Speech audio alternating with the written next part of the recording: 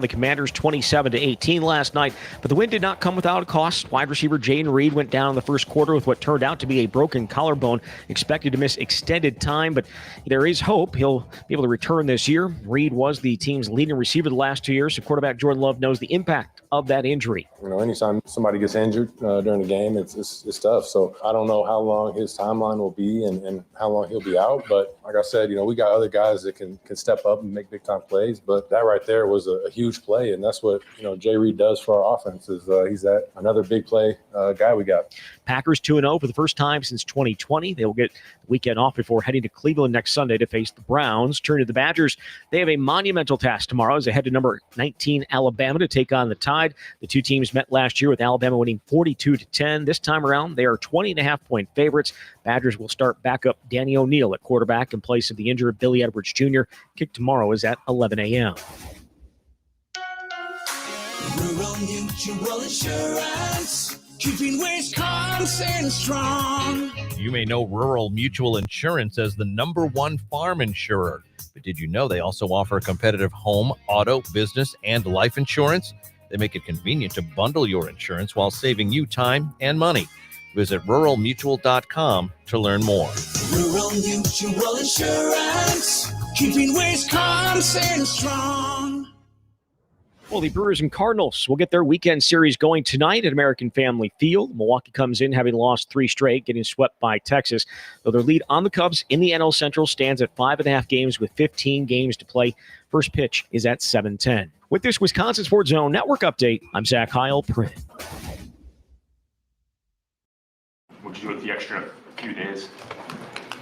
What did I do personally, or what did we do with our guys? Well, with you, I assume you probably just weren't sitting around the sofa all weekend, so No. what did you do to take advantage? Well, Friday, we came in here as a staff, knocked out the game and got a jump start on the Browns. So that's pretty much it.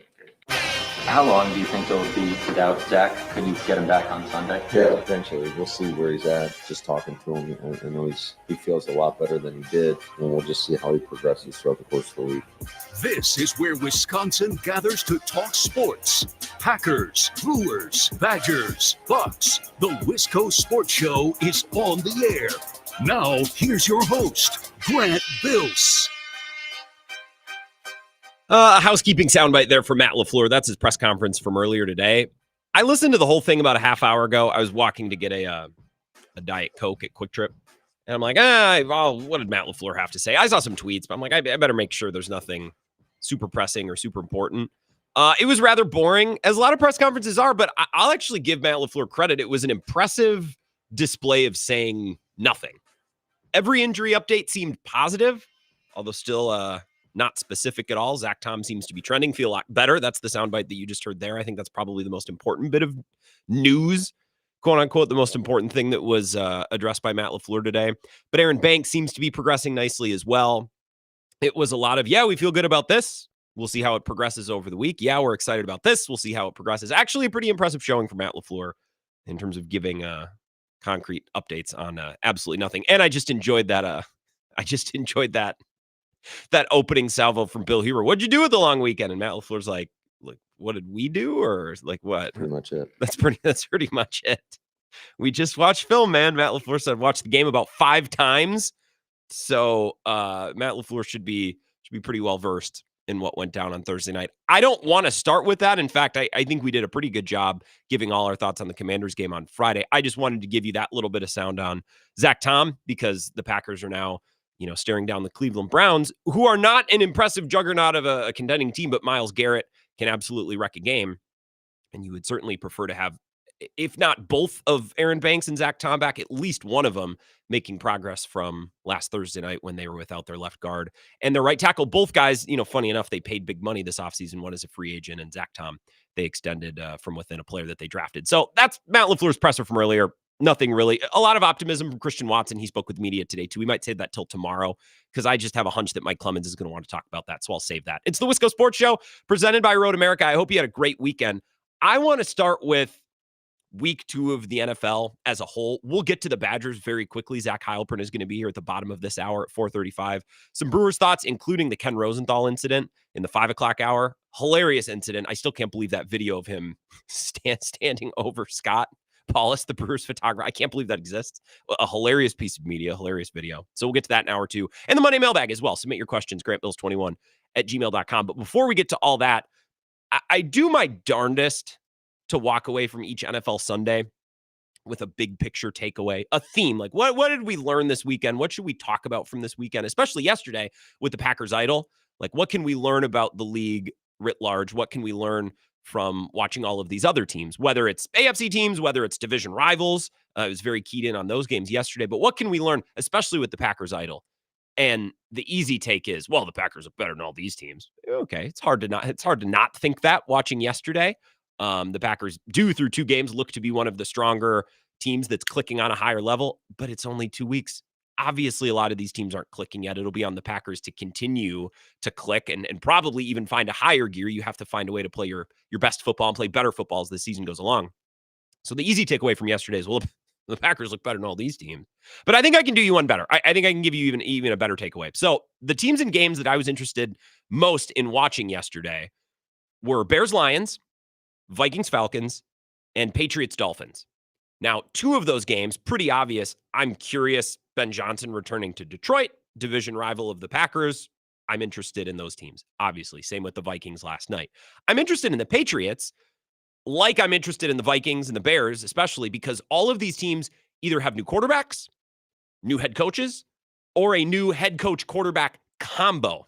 And we spend all offseason, we spend months talking about what will Ben Johnson and Caleb Williams look like? What will J.J. McCarthy look like? What will Mike Vrabel, now paired with Drake May, who started a handful of games last year, right? We talk all offseason about how this new quarterback might look or how this new coach will pair with this quarterback, right? We'd spend all offseason talking about that, and then we finally get a chance to see it these first couple of weeks. So those were the matchups on top of the division connection with the Bears and the Lions and the Vikings. I'm also just interested in those teams as bigger picture stories. Well, through 2 weeks, Caleb Williams and Ben Johnson have looked bad. They looked even worse yesterday than they did in week 1 when they blew the lead to J.J. McCarthy in his first start. J.J. McCarthy, outside of the end of last Monday Night Football, has looked bad. He was awful last night. Drake May had looked bad in week 1, a couple of turnovers, looked a lot better yesterday. So I was interested in that as well. And look, as a Packers fan, like, I'll laugh at Chicago and Minnesota, and I'll kick them when they're down. It's fun. It's what you do as a fan. But I spent last night listening to a lot of reaction shows. Again, especially with the Packers idol, I was just like, all right, I always enjoy Middlecoff stream on Sunday night, and then Cowherd and Middlecoff do a thing. I always try to catch that. It's like the Simmons and Russillo of the NFL. It's a fun listen. And even I, as a Packers fan who's predisposed to, make fun of the Vikings and the Bears and take every opportunity I can to kick them, because that's what we do as sports fans. That's just human nature. That's the nature of being a sports fan. Even I, as a Packers fan, heard some of this reaction, and I bristle a little bit. Like, people arguing that Ben Johnson is already a bust, not going to work with Caleb Williams.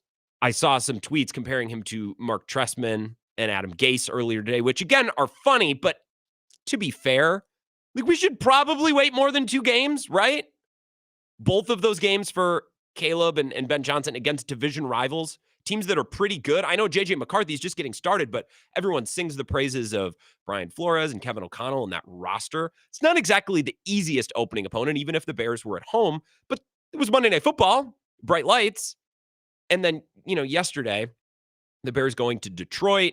You know that the Lions were going to fight hard to avoid going 0-2. But as I said when I made my picks with Bill last week, I said, I think Lions players will be more motivated to fight for Dan Campbell in this revenge game than Bears players will be to fight for Ben Johnson. And that's not even a negative on Ben Johnson. He just got there. Dan Campbell has built Detroit back from nothing. Of course, his players are going to fight more for him as Ben Johnson returns to his building. So again, very difficult matchups for both of the week 1 and week 2 games for the Bears, and I'll kick them when they're down, but like, I'll just give you a little bit. I cut this sound. This is John Middlecoff, friend of show, Colin Cowherd last night. Like, this is pretty strong commentary for September 14th, right? I think Caleb gets one more start. And if it's ugly, can Ben come out and go, listen, Caleb's going to be fine. You sell that to the media, but he needs a week off. He needs to get some stuff right. We need to figure out a way to get this ship going. I could see one more start. I really could. And then you go to Tyson Bagent. One more start. And I know Caleb's looked bad, It's September 15th. Ben Johnson just got there. I'm not sold that it's going to work, but can we give it until Thanksgiving? Can we give it half a season? I was listening to people react to JJ McCarthy last night, and people are burying him, and people are burying the Vikings, and tweeting the pictures of Carson Wentz, who's now probably going to start some games because JJ McCarthy has an ankle injury. He's going to miss some time. We learned this afternoon. JJ McCarthy is 22. That's a child, which further, he had a kid this week, which blows my mind. 22. You're a child at 22. That's insane. But now he is tasked with not only being the starting quarterback for the Minnesota Vikings, but a team with expectations. That's a roster that won, 14 games last year? 2 coaches that everybody thinks the world of. Again, everybody thinks that Brian Flores is tracking to become a head coach again. Everybody loves Kevin O'Connell. The reaction seems a little silly to me. Everyone's saying, well, so far we have 8 quarters of JJ McCarthy, and only one of them has even looked somewhat deep. It's you guys hear what you're saying? It's 8 quarters. He's 22. He's just starting his NFL career. Seems a little silly to me. And I'm a Packers fan. I'm going out of my way to nitpick and to poke holes in the Bears and the Vikings because that's what we do. And on Drake May, another player in another situation I was interested to watch yesterday against the Dolphins, who are down horrendously bad. That's a team that's ready to quit. And as I've told you before, I listen, I dabble in a little Boston sports talk, so I get plenty of Drake May commentary. They were asking last week after the Patriots lost their opener to Pete Carroll and the Raiders. They're like, is Drake May any good? Are we sure he's the guy? Is Mike Vrabel now paired with Josh McDaniels? Is that a combo that's going to work? Drake May started 14 career games. Maybe, again, give it until Thanksgiving. Can we give it a little time? Can we just watch a little bit more? Such strong reaction to Ben Johnson, Caleb Williams, JJ McCarthy, Drake May, Mike Vrabel through the second week of the NFL season. I know we have 2 games tonight, but for the games that we're interested in, we're discussing right now, we're through week 2. We have the entire media complex, sports television, sports radio, podcast, whatever, you want to count this show. This is a radio show, but again, everything is everywhere all the time. It's exhausting, actually. We have this whole sports media complex looking to aggressively draw conclusions, which is unfair because these quarterbacks are just beginning their careers. They're kids. And these head coaches just got to town. Mike Vrabel just got to New England. Ben Johnson just got to Chicago. It's September 15th. It's a little ridiculous, but my grand point that I've been building towards for 10 minutes, I love it. I love that the reaction to NFL players and NFL teams is so strong, and the expectations are so high, and the results are demanded so quickly because that's how the NFL is, and that's how every sports league should be. This is not Major League Baseball where we'll put a team on the back burner for 4 years while they lose 100 games year after year after year. Well, we're just not going to pay attention to them. They're rebuilding. Nothing is expected. There's no interest there. There's no conversation. In the NBA, a team decides to tear it down, and we just ignore them for 3 or 4 years. There's no expectation. There's no belief that, well, you should still see well-coached principals in the players, and they should still be competitive every night, and they should still be expected to compete. No. That expectation doesn't exist in the NBA. It doesn't exist in Major League Baseball. In the NFL, every game means the world. Even week 1 and even week 2 for a quarterback that's 22 years old and just starting his career. Or for Ben Johnson, a guy who's now coached his second game as an NFL head coach, the expectations are sky high and the results are demanded because that's how the NFL is. And I get it with these teams especially. The expectations have to be pretty high for JJ McCarthy because that's a team that won 14 games last year and looked like a legitimate Super Bowl contender. That's a team that's ready to win now. So guess what? We don't have all the time in the world to sit around and put our thumb up our ass waiting to see if JJ McCarthy is going to be any good because the Vikings are in no position to be patient. Even though they may have to be that way, it certainly isn't ideal with their success and with their coaching staff and with their roster position the way that it is. Right? With the Bears, you would love to give Ben Johnson a year and a half to figure it out. And you'd love to give Caleb Williams another year and a half to figure it out. But the Bears have been so bad for so long, and Ryan Poles has been so bad at his job for so long, we don't have another year and a half. This has to work now. This has to be good now. And while I think it's a little ridiculous and certainly unfair to parties like Ben Johnson or JJ McCarthy or Drake May and Mike Vrabel, that's how the league works. And I think we're all better for it. I think sports fans, consumers of football, are better, and we enjoy the sport to a greater degree. And we get more of a reward from watching the sport because If you win, it means everything. If you lose, it means everything. There's no awkward middle ground like in baseball or in basketball where all of the fans and the whole media complex that covers these respective leagues. In the NFL, we don't just put a team on the back burner. If you're losing, you're going to get ripped and someone's getting fired or someone's getting benched because that's how the sport works. We don't just say, well, the Thunder, we'll check back in 3 years. Lord only knows if the coach is any good or if the GM knows what they're doing. They're rebuilding. We'll check back in 3 years. Nothing will tune fans out faster. Nothing will, disconnect a fan base from their team faster than that thing. That thing doesn't exist in the NFL. And while, again, it's a little ridiculous to judge new quarterbacks or new coaches through 2 weeks, that's kind of the way the league works.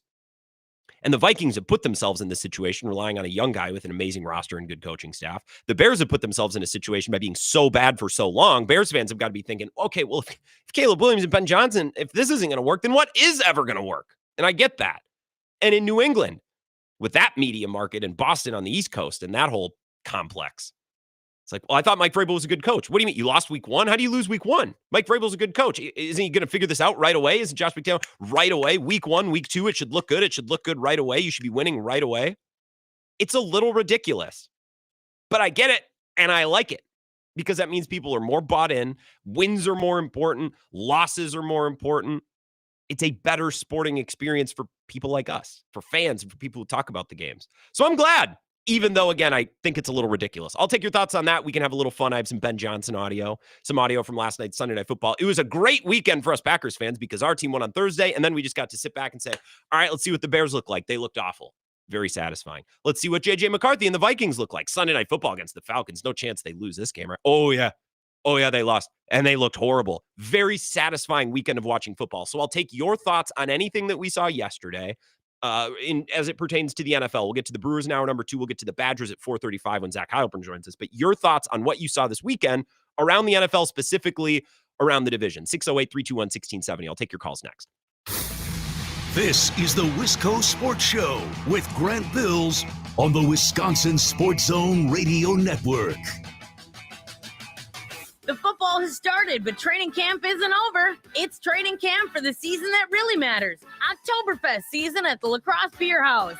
Prepare your appetizer game with pig wings or a 24-ounce pretzel to share with the squad. Main course drills include locally made brats and amazing batter-fried fish. Wrap up your training with the best selection of German beers in the area. Oktoberfest won't know what hit it when you complete your training camp at the La Crosse Beer House. Corner of 3rd and Pearl, downtown La Crosse.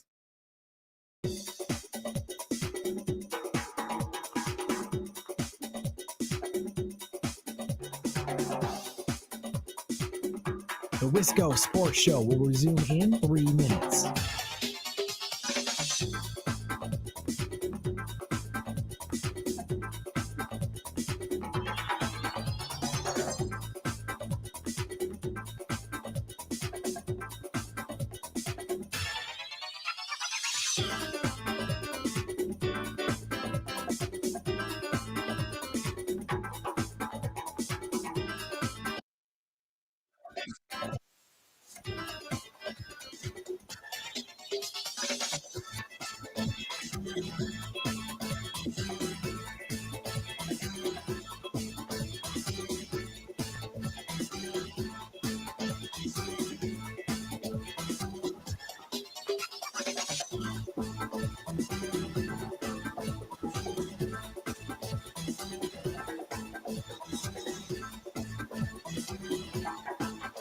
The Wisco Sports Show will resume in 2 minutes.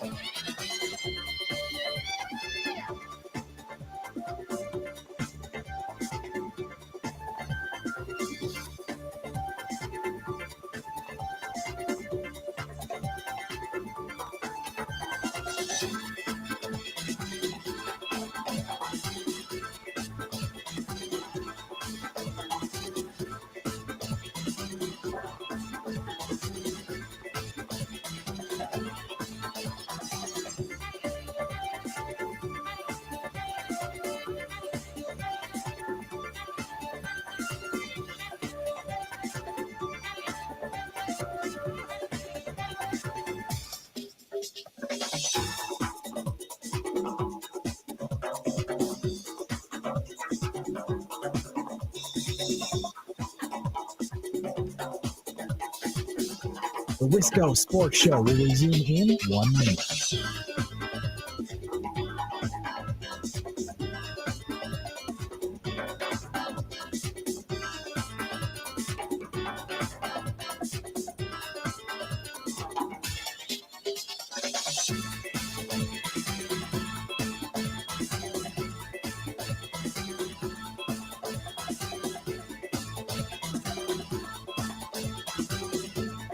The Wisco Sports Show will resume in 30 seconds.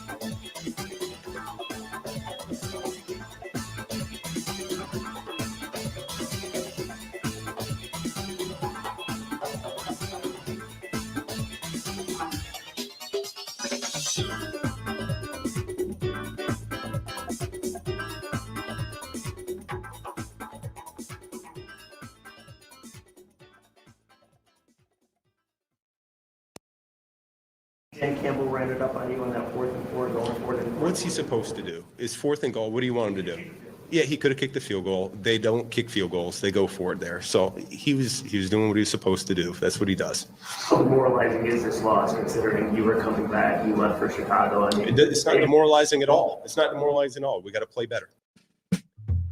It's not demoralizing at all. I'm not angry. Don't tell people I'm angry. Don't put it in the newspaper that I'm angry. That's Ben Johnson after the game yesterday. And look, if Bears fans are listening, it's like, come on, Grant.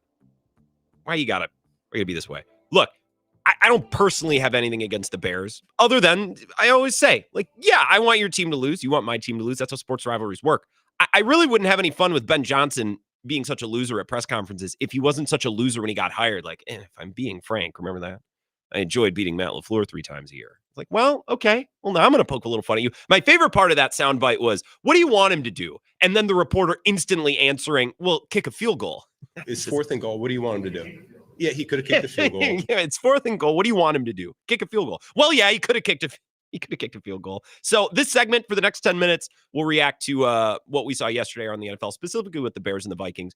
And then Zach Heilprin, our sports director, our outstanding sports director, and our go-to Badgers beat guy, him and Jesse. Of course, you hear them on the camp. So we'll talk about what went down in Tuscaloosa on Saturday. So we'll get there. If you want some Badgers talk tonight, we'll have that in about 10 minutes. But first, your phone calls on the NFL yesterday. 608-321-1670. It's the Wisco Sports Show. Who's this?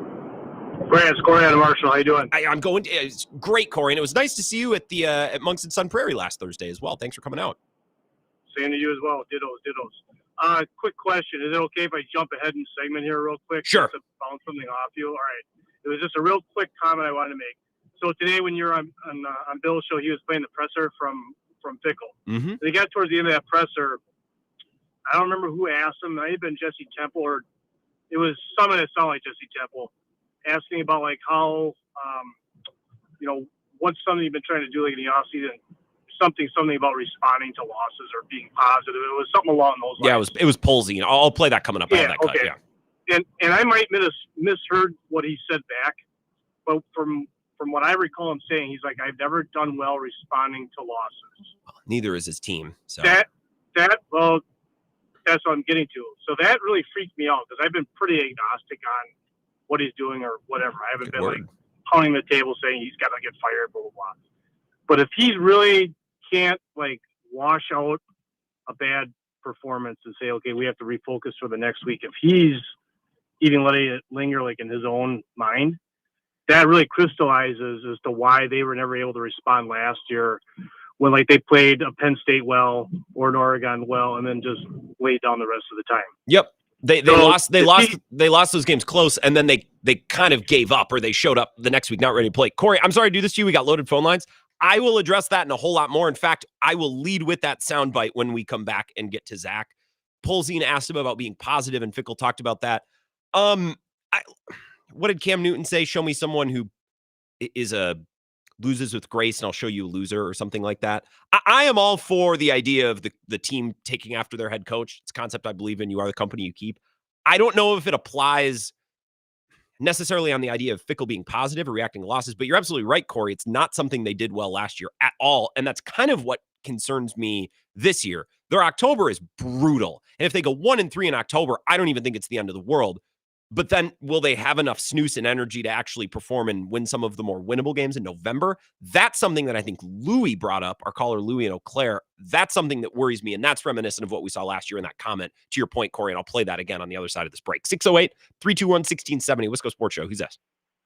Hey, Grant. Good day. Hey, Colin. Happy Victory Monday. Mm-hmm. I think you might be giving the Bears a little bit of a pass here. You know, it's a results-oriented league, and they pay what? Ben Johnson's got to be a top 3 highest-paid head coach. Oh yeah, he was paid to fix it. Number 1 overall, absolutely. Number 1 overall pick. I mean, yeah, pressure's on, and the team gave up yesterday, frankly, and that's something the Bears struggled with last year, just quitting. So I don't know. I agree with Coward. I mean, how long do you give a leash to Caleb Williams? Well, and I think Coward was saying shut him down for a week or two like they did with Bryce Young just to reset it. Right. But I don't think Bryce Young's even any good. Like, I don't think he's their long-term guy. So that kind of worked out for them last year, but I do believe, and Middlecoff followed up on the pod last night, and maybe you listened, but like once you go away from a guy, it's really hard to go back. And does Caleb Williams go and strike you as the guy that would respond well to a benching? I mean, be honest. No, but like that doesn't matter. That shouldn't play a factor. I mean, if he's not getting results, he shouldn't be playing. Well, and this is kind of my opening point, and I appreciate it, Cohen. I'm just up against it. We'll talk more throughout the week, I'm sure. It's a little ridiculous to be drawing big-time conclusions off of 2 games when a quarterback and a head coach just got there, or the coach just got there. The pairing has only played 2 games. But to my point in that opening segment, that's kind of how the NFL works. And Cohen said, it's a results-oriented business. I kind of love that it's that way. We don't give teams passes in the NFL like we do in other sports. Well, they're rebuilding. Give them time. That doesn't fly in the NFL. So, Cohen, I'm not trying to give the Bears a pass. I'm trying to point out it's a little ridiculous to draw conclusions after 2 weeks, but it is that ridiculousness that kind of makes the NFL awesome. That urgency, that idea that every game matters. Fans benefit from that. The media, people who talk about games like us on shows like this, we benefit from that. So it's ridiculous, but sometimes ridiculous is good. 608-321-1670, Wisco Sports Show. Who's this? It's completely ridiculous unless you're the Chicago Bears, because Dan Campbell started his career as the Lions head coach 0-10. That's right. He started 0-10. So, I mean, what are we doing here, right? Now, I think the specifics of how the Bears go about, like the Bears in theory, on paper, right? There's a reason Ryan Poles, with his soft smile and his cocky attitude, right, had a degree of confidence. On paper, if you were to build this from spreadsheet football, right, the Bears should be a good team. Yeah, right? They should have been a good team last year. Their... I know they weren't perfect, but like they had good players. Like you watch the Chiefs. Do the Bears, you're telling me the Bears don't have as good of players, if not better players than the Chiefs? I watch the Chiefs. I'm like, they got like 3 good players. The Bears should have way more than that, and they suck. And they sucked last year, and I thought the same was true last year too, Vagabond John. We talked about this last week briefly, but football is not an analytics sport. And if you were to build a roster off of finding players with EPA, right? If you basically listen to your average podcast in the NFL, and you build your roster on the opposite of whatever those guys are saying, right? If they mention EPA per play, just shut it off if you're a roster builder, right? Yeah. Because take an organization like that, plug in a strategist at head coach, plug in all of these individual pieces that should on paper be really good, right? It's like buying all the most expensive parts for a gaming PC, which shout out Rivals for coming out with an awesome new season, hell of a weekend. But you can't buy all of the most expensive parts, throw them into a PC, and expect it to work. They have to fit together, right? And at the end of the day, what's the most important piece? The motherboard, your culture, right? How is this getting set? And what the Bears did, which is different than the Vikings, different than the Lions, and the Vikings just kind of swung and missed on the quarterback. And that's kind of a separate problem, right? They have a good roster, and they've got decent culture. But what the Bears did is they threw in a strategist when they needed a culture builder. They're the same as the Detroit Lions. They brought in a culture builder. They got in the rah-rah guy. He's crying on HBO, right? He gets these players to freaking go out there and die for him. Penei Sewell, one of the most talented players in the league, is out there really excited to play for the coach. You can bring in all these talented EPA per play guys and on paper, on spreadsheets, but it's just not going to work. And Odunze, Williams, they brought in a bunch of individual talented components, but they don't have the brains and they don't have the culture to make it work. So that's why it's failing in Chicago. And that is titrated from the bar attendees at the Bears bar in down in St. Paul. So yeah, that is not just from me. That's from all the guys drinking shots of Malort over in St. Paul. So probably a lot of shots. And thank you for the invite, Vagabond John. I was in St. Paul this week, and I'm a bummer that I couldn't catch you or come see this. You were tending bar at a Bears bar, apparently. Look, a lot of teams that have a well-established culture and they have a thing and they have, a good order of operations from the top down. The Vikings are that way. The Packers have been that way for a long time. I think you can go with the offensive wonderkind. Let's bring him in and he'll have the scheme. I think that works. It's a little bit more difficult when you're a distressed franchise that can't really find its bearing. And that's why Dan Campbell, viewed as a weird hire by many, but I think that's why it's worked. They had to think, okay, we're not like every other team that can just go get a hotshot coordinator. We need to build this a little bit differently. And it's through 2 weeks. And I hate drawing conclusions after 2 weeks. It's ridiculous, but also that's how the NFL works. Maybe Ben Johnson just bringing scheme isn't enough. Maybe the Bears need a little bit more than that. And through 2 weeks, at least, that's what it looks like. All right, I'm sorry I didn't get to everyone on hold. I want to get to Zach on time. We'll come back. I promise plenty of time to take your calls throughout the rest of the show at 608-321-1670. But we got to get to our guy, Zach Heilprin, to talk Wisconsin, Alabama, and what Wisconsin's now going to do next. He'll join us after this break. This is the Wisco Sports Show with Grant Bills on the Wisconsin Sports Zone Radio Network.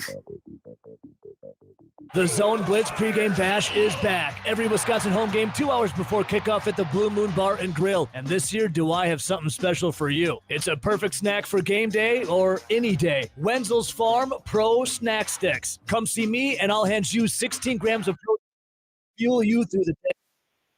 Offers that and so much more. Crafted in small batches using premium cuts of meat, perfectly seasoned, and naturally hardwood smoked. Check out wenzelsfarm.com. Made by pros for pros.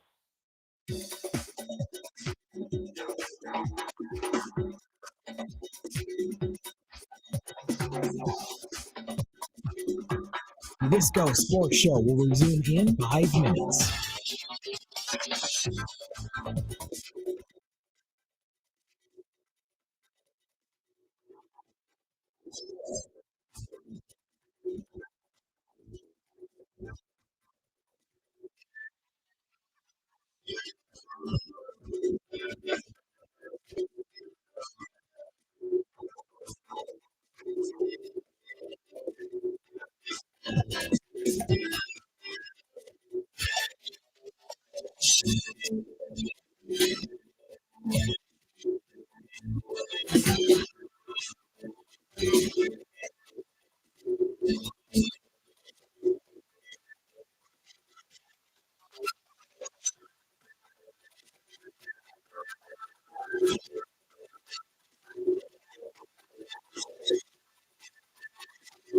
Wisco Sports Show will resume in 4 minutes.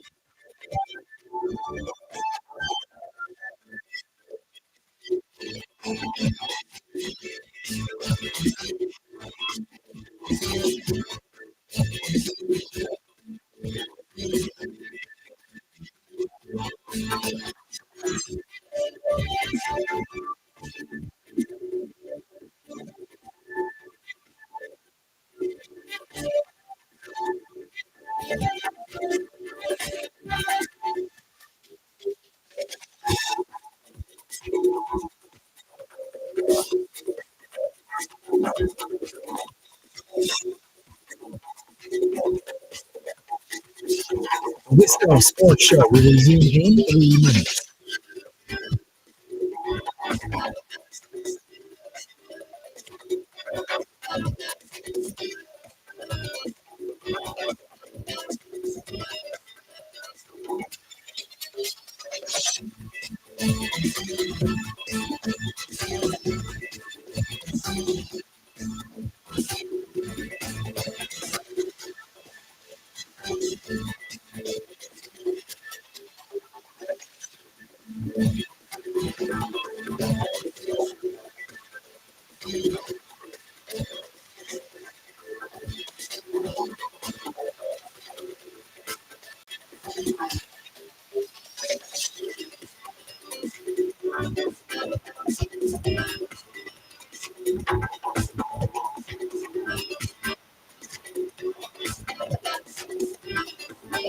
The Wisco Sports Show will resume in 2 minutes.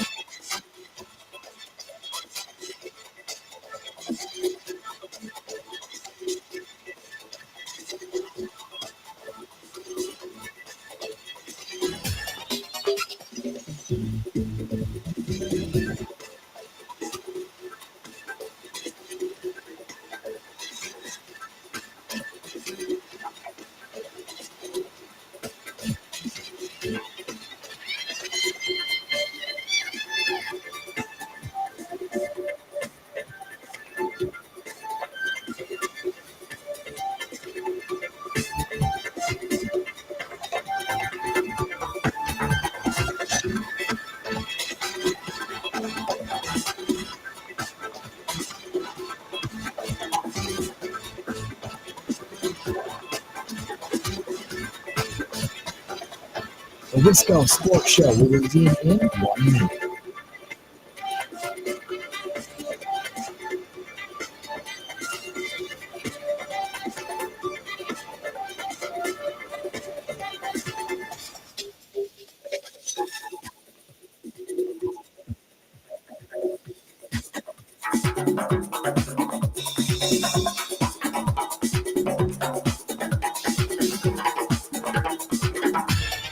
The Wisco Sports Show will resume in 30 seconds.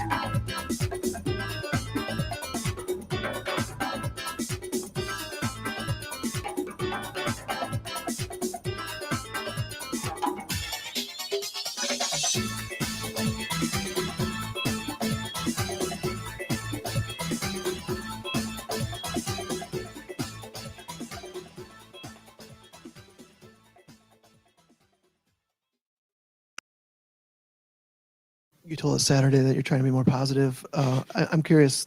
I'm sure you're constantly evaluating yourself. Is that something in the off season that you said, "Hey, I'm being too negative," or Well, no. You're always trying to say, okay, what's going to be the best, not for me, because it feels better sometimes to put your hand through a wall or put your head through a window. Right? That feels good at times. I don't. In the long run, I don't know what it does for us. That's Luke Fickell earlier today. Good question by Jim Polzine. I am curious as well. Luke Fickell says, I'm going to try to be more positive. I also want clarification on that. So a good answer from Luke Fickell. The hand through the wall, I get it. You get angry, you punch a wall. I don't know. I mean, maybe people put heads through windows. I don't know. Maybe it's like a Southern thing. Maybe it's an Ohio thing. I know he spent time at Cincinnati, so maybe it's a thing down there. Joining us now to discuss Wisconsin's game at Alabama. They did not fare well. Let's just say it looked a lot like last year. Joining us now, like I said, Zach Heilprin, our sports director, WOZN. You hear him on the camp with Jesse as well. Zach, I know this is your favorite time of year. The Badgers season begins this week. I know you got to be excited. You hear Coach Fickell, the season's beginning now this week. It's the best time of year. I love that you put the glasses on for me because that's the only reason they're on right now. That's the only reason those glasses are on right now. Yes, is because I know it bothers you. But I know you can't be bothered this week. It's opening week of college football. I know this is your favorite time of year. I'm happy for you personally. A lot of people grabbing onto that. A lot of people not like wondering what the hell. Why? What about the first 3 weeks of the season? I purchased a ticket for one of those games. Are you telling me that I wasted my money? Well, I mean, yes, but because you probably could have got them for free. But I also didn't purchase a ticket, but I speak for the fans who do buy tickets. So now you lied to your listeners? No, I'm just saying I am. I'm a collection of many. I'm one voice and one microphone, but I speak for the masses. Yeah, I think what he means by the season starts is the Big Ten season starts. The season really starts now, the Big Ten season, because obviously that will be game number 1 of the Big Ten. People took it as these first 3 weeks didn't matter. They mattered, obviously, but the Big Ten season is getting going on Saturday against Maryland, and it's a win or it's a game that you need to win. It may be the only game that they're favored in the rest of the way. I guess we'll see how Washington is and perhaps how good Iowa ends up being, or maybe Minnesota. But right now, if you were to play any of these games, I think they're an underdog in every other game that they would play. I would agree. I do want to talk about Bama. I'm glad to hear that you think it matters. I think it matters as well. A lot of people, last week I said, well, let's just keep it close, keep it competitive. Cards on the table, I'll be honest, that wouldn't have satisfied me either. If they would have lost this game by 7, I'd still be pissed. I've seen them play good teams close. I know they can do it. I've seen them play with Ohio State, Oregon, Penn State. I've seen it. My problem is Like it felt so similar to last year, and not feeling a shift or an improvement. It didn't even look different. That's what bothers me. Your thoughts comparing both games, the home and away of Bama, now that we've seen them both. Yeah, that's what we actually did on the camp today, because it felt exactly like it. I was writing it down when I was watching the game on Saturday. This happened, and then this happened, and it's the same way as last year. So you get the stop on 4th and 2, right? The first, you get that big stop, you get the ball, and you throw an interception right to the safety. You look down your receiver, and you threw it right to the safety. Alabama goes down, scores a touchdown, 7-0. Then you get that big boy play from Christian Allegro, knocking right through the running back, goes right through the running back, gets a sack. It's 3rd and long. You get off the field, and all of a sudden, flag. Mason Reiger roughing the passer. Was that a legit call? I saw tweets about how he was blocked into the guy. Is that? I saw Luke Fickell complaining. I went back and watched it. It didn't look like he got blocked into him, but who's blocking Mason Reiger into anyone? He's built like my Chevy Malibu. Like I also don't buy that that's possible, but this isn't what we're talking about. I know. So sorry to no, like getting pushed in the back, whatever. I don't think he did.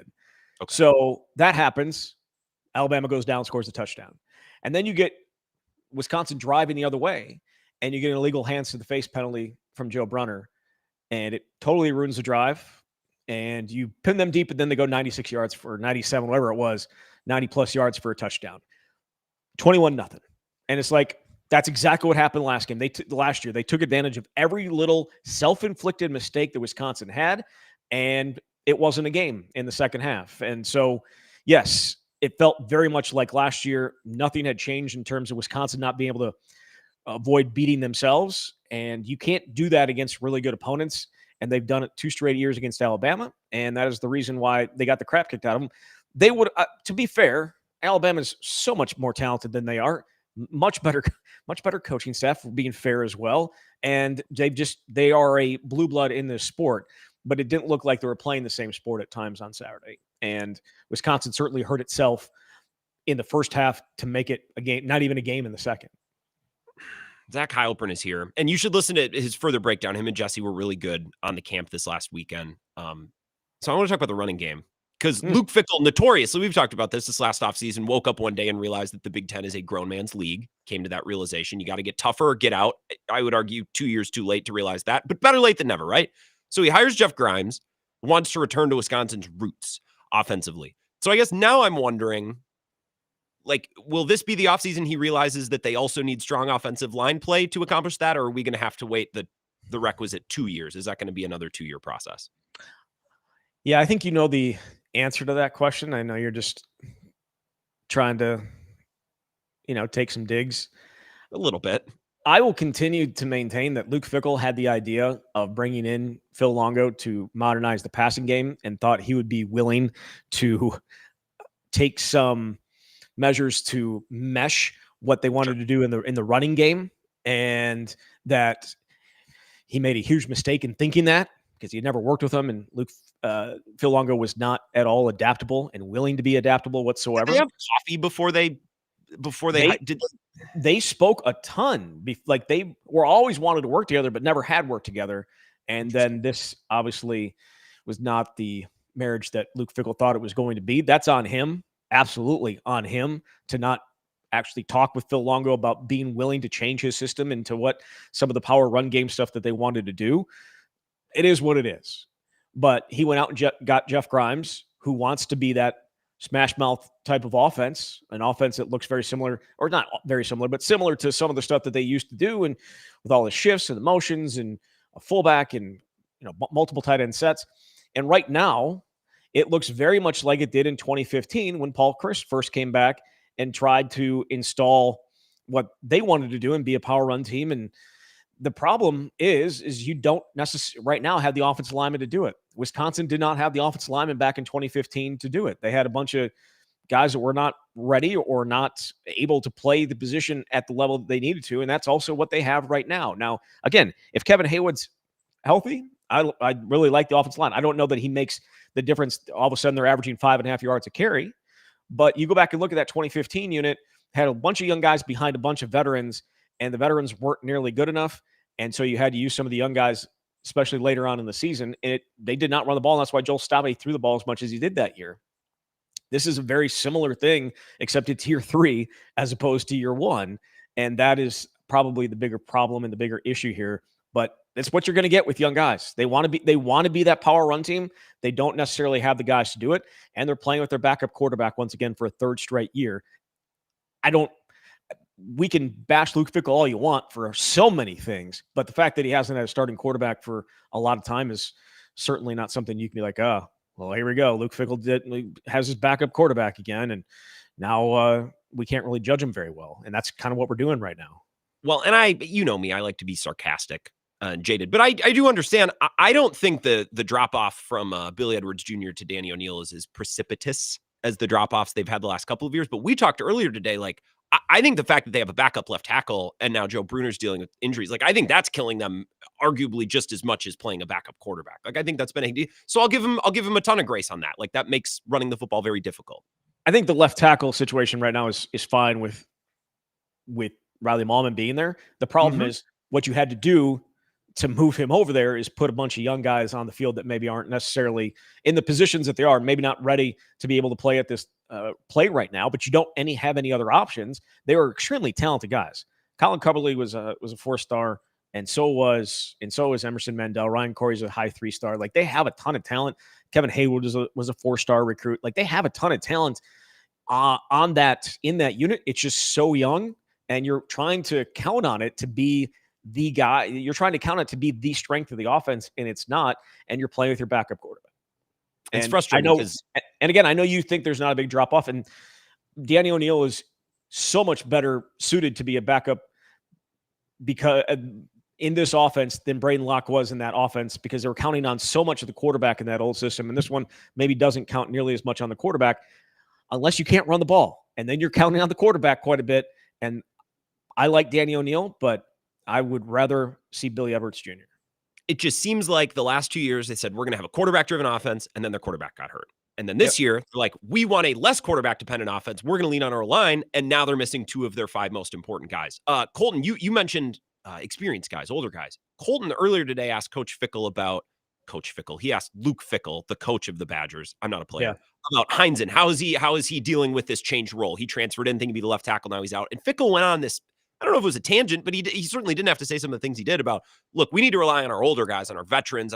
Can you translate that? What was he getting at there? I don't know. You know what I'm saying? Like, you have to rely on the Joe Brunners and the Riley Mahlmans of the world to help your younger guys along. And Jake Renfro for that matter too. I will say I'm shocked that he kept on playing the other day. I think it was the idea, and it goes back to what you played coming back from break and the positivity angle of what they're trying to do.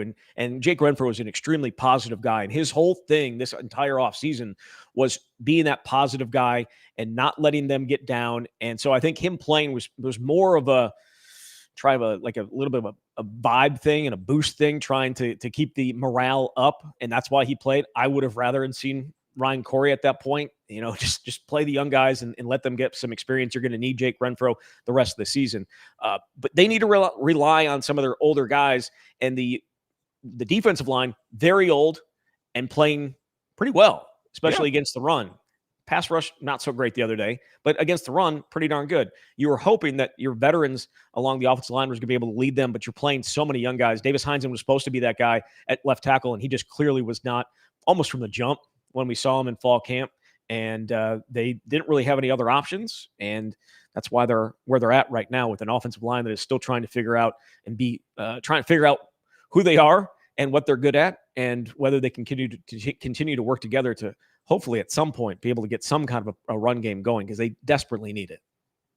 I think a signature win would go a long way. Like when you're wandering out in the desert and you're dying of thirst, a little glass of water is not going to save you, but it goes a long way in like just keeping you going, right? Keeping you going a little bit. So a little bit of an exercise here. I want to know what you would count as a signature win. Can we go down the schedule here? I want to know the opportunities that they have to accomplish something like that. So Maryland, probably not. Or would you consider that? Is that? I would not. I would consider that a catastrophic loss. Okay. Just only bad things can happen this weekend. Okay. At the Big House at Michigan, that would count. Yep. What about home against Iowa? That's an interesting one to me. I would say based on last year, it would be a signature win. I would agree. And you're not playing by anybody's rules. This is your perspective. People will give different answers. I think I think there are games that they have to win and games that would be signature wins. Like I think they have to beat Iowa and they have to beat Minnesota. Those are the two that you have to win in my mind because of what happened last year where you just did not show up in either of those games. It was embarrassing. And for so long, those were not necessarily teams like you went back and forth with Iowa. You always beat Minnesota. You always beat Illinois. But like you have to win those games. Those are those are huge games that you have to win. Those are have to win games. So I don't know about signature win, but have to win games. Okay. So Ohio State, Oregon would be signature wins, especially Oregon on the road. I mean, good God. The two that I'm most interested in at Indiana, who knows what they look like by then? Let's just skip that. Beating Illinois at home, I think would be the most significant win of the Luke Fickell era to date if they're able to do that. Would you disagree? I would count it as a signature win. I mean, Illinois is the top 10 team in the country right now, right? We have no idea what they're going to look like in November. So I think that'll be something we have to wait and see.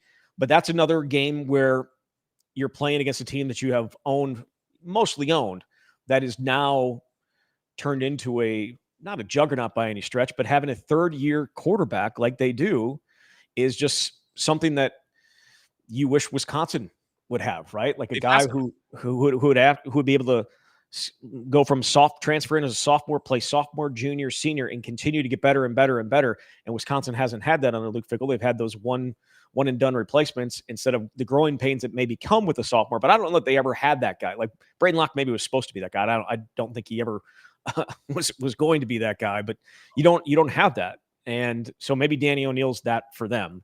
But would Illinois be a signature win? I would say no. But again, it depends where they're at. Are they an undefeated team in the top? Still a top 10 team. They're a top 10 team, let's just say. Yes. If it's a top 10 team, if they're still unbeaten at that point, they're going to be a top 5 team. So yes, it would be. I think that would be a signature win and would be easily the best win of the Luke Fickell era, assuming they don't win any of these other ones before that. But that's not really saying much, considering the best win on his record right now or on his docket is Minnesota to end the 2023 season. And that was the Braylon Allen game. Not to take anything from Luke Fickell, but I'll just always remember that as Braylon Allen won his team an axe on his way out the door. Nothing against everybody else. That's how I remember that game. Zach, what do we have coming on the camp this week? 30 seconds? Yeah, well, we got shows talking about what Luke Fickell had to say today. And then coming up on Thursday, we'll look ahead to the Maryland game and get into some other stuff and see exactly what the players are at. Jesse had some very harsh comments today on the camp. So if you want to go and listen to that, I thought they were harsh and talking about the vibe and how it felt like some guys just didn't care, but weren't necessarily upset what happened after the game down in Alabama. So check that out. Well, I thought they looked plenty upset. I saw Mason Reiger's Instagram story. It's clear that it's weighing on him. So we can talk about that at a different time. Thank you, Zach. Always fun. All right. See you, Grant. Zach Heilprin, our sports director, WOZN. Listen to on the camp. Well, scathing comments from Jesse. I'm going to listen to that right after work tonight. We'll take a break. I'll give you some final thoughts on this, and then we'll reset the show hard at 5 o'clock. Back to NFL. We'll work in the Brewers. A lot more of the Wisco Sports Show coming up. This is the Wisco Sports Show with Grant Bills on the Wisconsin Sports Zone Radio Network.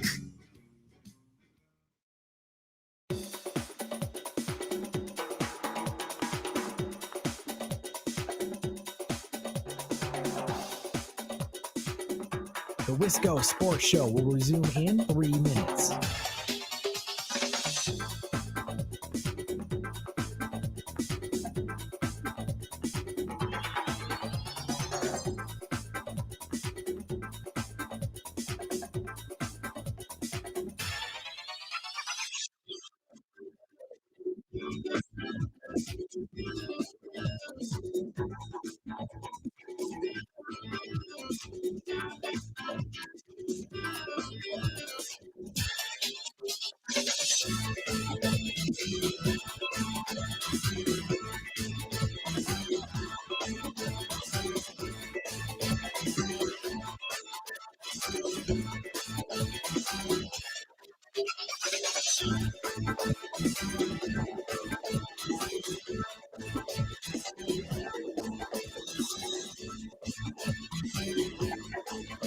The Wisco Sports Show will resume in 2 minutes.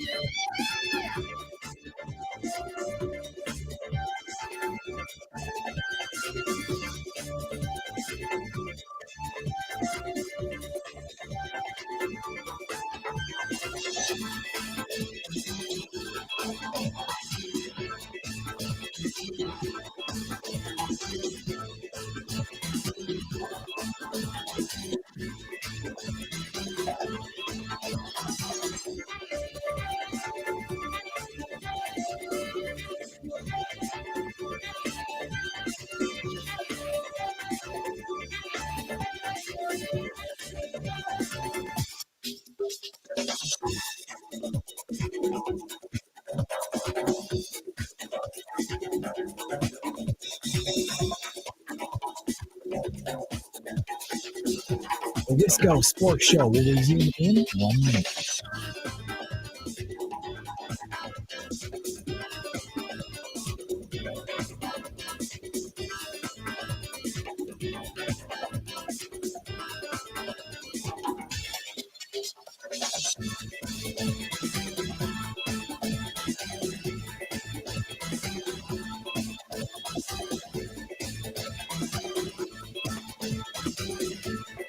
The Wisco Sports Show will resume in 30 seconds.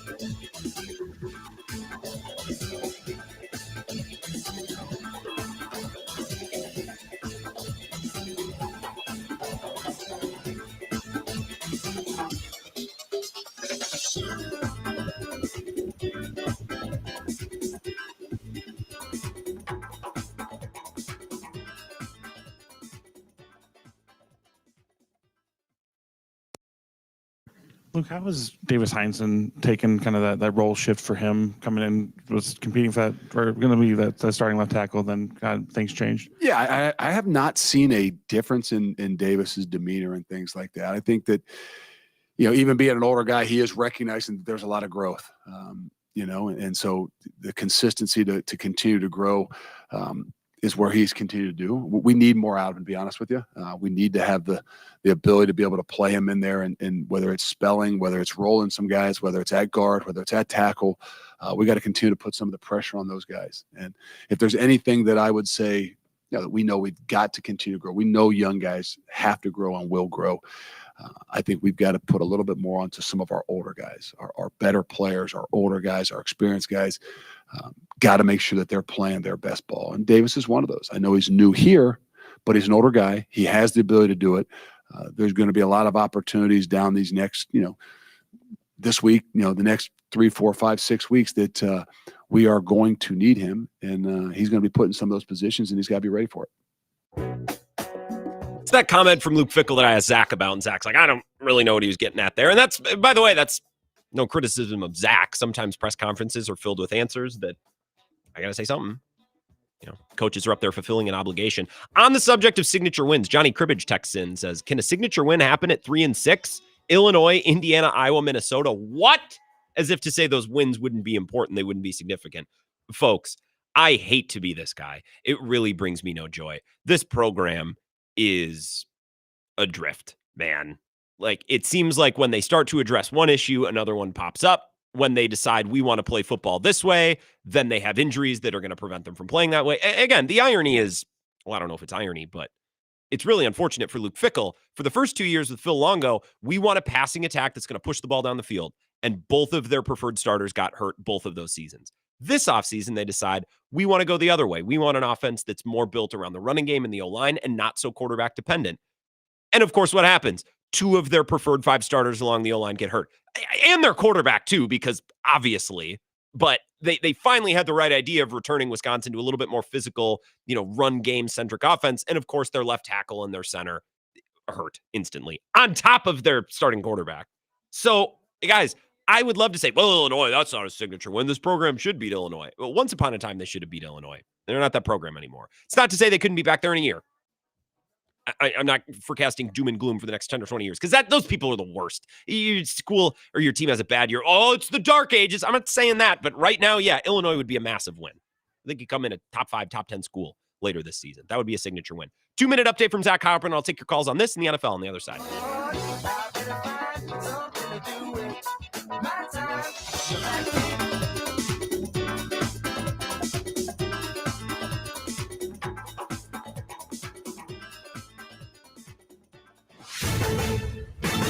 This is a Wisconsin Sports Zone update. Well, it was back to work today for the Packers after getting the weekend off following Thursday's win over the Commanders. They will hit the road this week as they travel to face the 0-2 Browns in Cleveland. Green Bay going to bring with them one of the better defenses in the league among the teams that have played 2 games so far. Packers ranked 3rd in yards per game allowed and 3rd in points allowed per game. Also tied for the 2nd most sacks. One guy that's enjoyed watching it, quarterback Jordan Love. They've been flying around and making a lot of plays. And, I think up until the last couple of drives there, them holding them to 10 points was it's pretty cool. So I think anytime your defense is flying around and make plays like that, it gives the whole team confidence. And it's one of those things we just got to keep going, and they got to keep doing a great job. But it's a pretty cool start. I feel like this is one of the better defenses we've been around. Again, Packers will head to Cleveland this Sunday. Kick slated for noon. Turn to the Badgers. They're regrouping after getting blown out at Alabama on Saturday. They dropped Luke Fickell to 0-7 against ranked teams, and Wisconsin hasn't beaten a ranked team since 2021. This week, they'll welcome in 3-0 Maryland. The Badgers coming to this one as an 8.5-point favorite. Kick on Saturday, set for 11 a.m. Rural Mutual Insurance, keeping Wisconsin strong. You may know Rural Mutual Insurance as the #1 farm insurer. But did you know they also offer competitive home, auto, business, and life insurance? They make it convenient to bundle your insurance while saving you time and money. Visit ruralmutual.com to learn more. Rural Mutual Insurance, keeping Wisconsin strong. Well, it's an off day for the Brewers after not being able to finish off a sweep of the Cardinals yesterday, falling 3-2. They will get back into action tomorrow as the Angels visit American Family Field. Milwaukee has clinched a playoff berth, and their magic number to clinch the NL Central stands at 8. With this Wisconsin Sports Zone Network update, I'm Zach Heilprin. What'd you do with the extra few days? What did I do personally, or what did we do with our guys? Well, with you, I assume you probably just weren't sitting around the sofa all weekend. So No? what did you do to take advantage? Well, Friday, we came in here as a staff, knocked out the game, and got a jump start on the Browns. So that's pretty much it. How long do you think it'll be without Zach? Could you get him back on Sunday? Yeah, eventually. We'll see where he's at. Just talking to him, I know he feels a lot better than he did, and we'll just see how he progresses throughout the course of the week. This is where Wisconsin gathers to talk sports. Packers, Brewers, Badgers, Bucks. The Wisco Sports Show is on the air. Now, here's your host, Grant Bills. All right, hour number 2. Another thank you to Zach Heilprin for joining us to react to Wisconsin, Alabama. It worked out kind of well. We don't often get to the Badgers, sometimes until the middle of the week. It's a 2-hour show. We don't have time to hit everything. And with the Brewers playing right now and with Packer games on the weekend, it just gets pushed back a little bit. So I hope Wisconsin fans who want a little bit better coverage for this 2-hour show, at least, Ebo does a great job in the morning and Bill has a little bit more time in his 4-hour program to hit it. I hope you enjoyed. And you're more than welcome, by the way, wide open phone line. So if you want to add on to that Badgers conversation, more than welcome to. It's 608-321-1670. I won't make you wait. But we can get back to week 2 around the NFL, not featuring the Packers. Interesting viewing experience and very satisfying viewing experience yesterday, watching the Bears lose the way that they did and watching the Vikings lose last night in the way that they did. In fact, I showed up to the morning show this morning and Ebo asked, "Hey, Grant, how you doing?" I said, "Ebo, sometimes I like those Wenzel sausage, those snack sticks, a ton of protein, great snacks for on the go. We've been giving them away at the Zone Blitz pregame bash." I said, normally I would crack one of those getting into the studio, but I'm so full from all the hate watching. I'm so full from watching JJ McCarthy kind of look awful last night. Now he's hurt. He's going to miss 2 to 4. This is the prognosis earlier today. There are people theorizing that maybe he's not that hurt. Maybe they just want to give him a little bit of a reset. I have no doubt that he's banged up. He got the tar kicked out of him last night. I don't know that, if this were the playoffs or if he had been playing better, I don't know that he would be missing time. I don't know. Again, I'm not theorizing that. I am a responsible, grounded member of the media.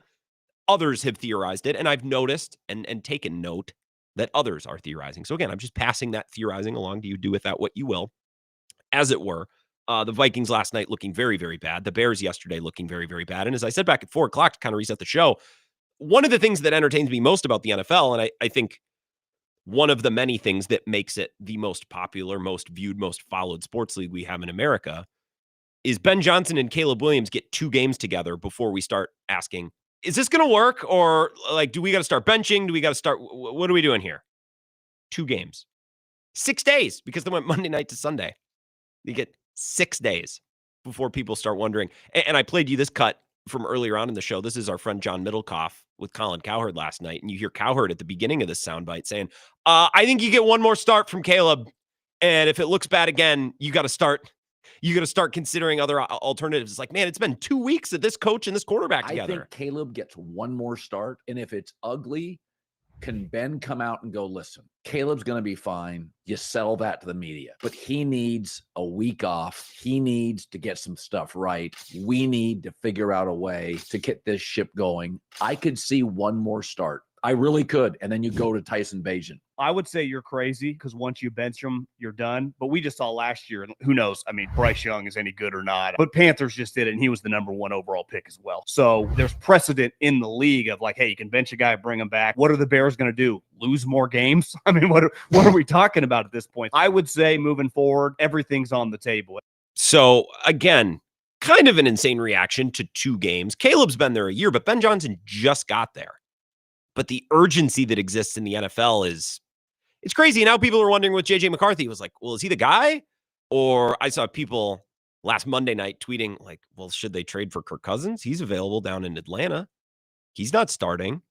People tweeting pictures of Carson Wentz. And now after last night, folks pointing out in sports television and sports talk radio, well, we've seen JJ McCarthy now for 8 quarters and 7 of them have looked bad. It's like, you hear yourself.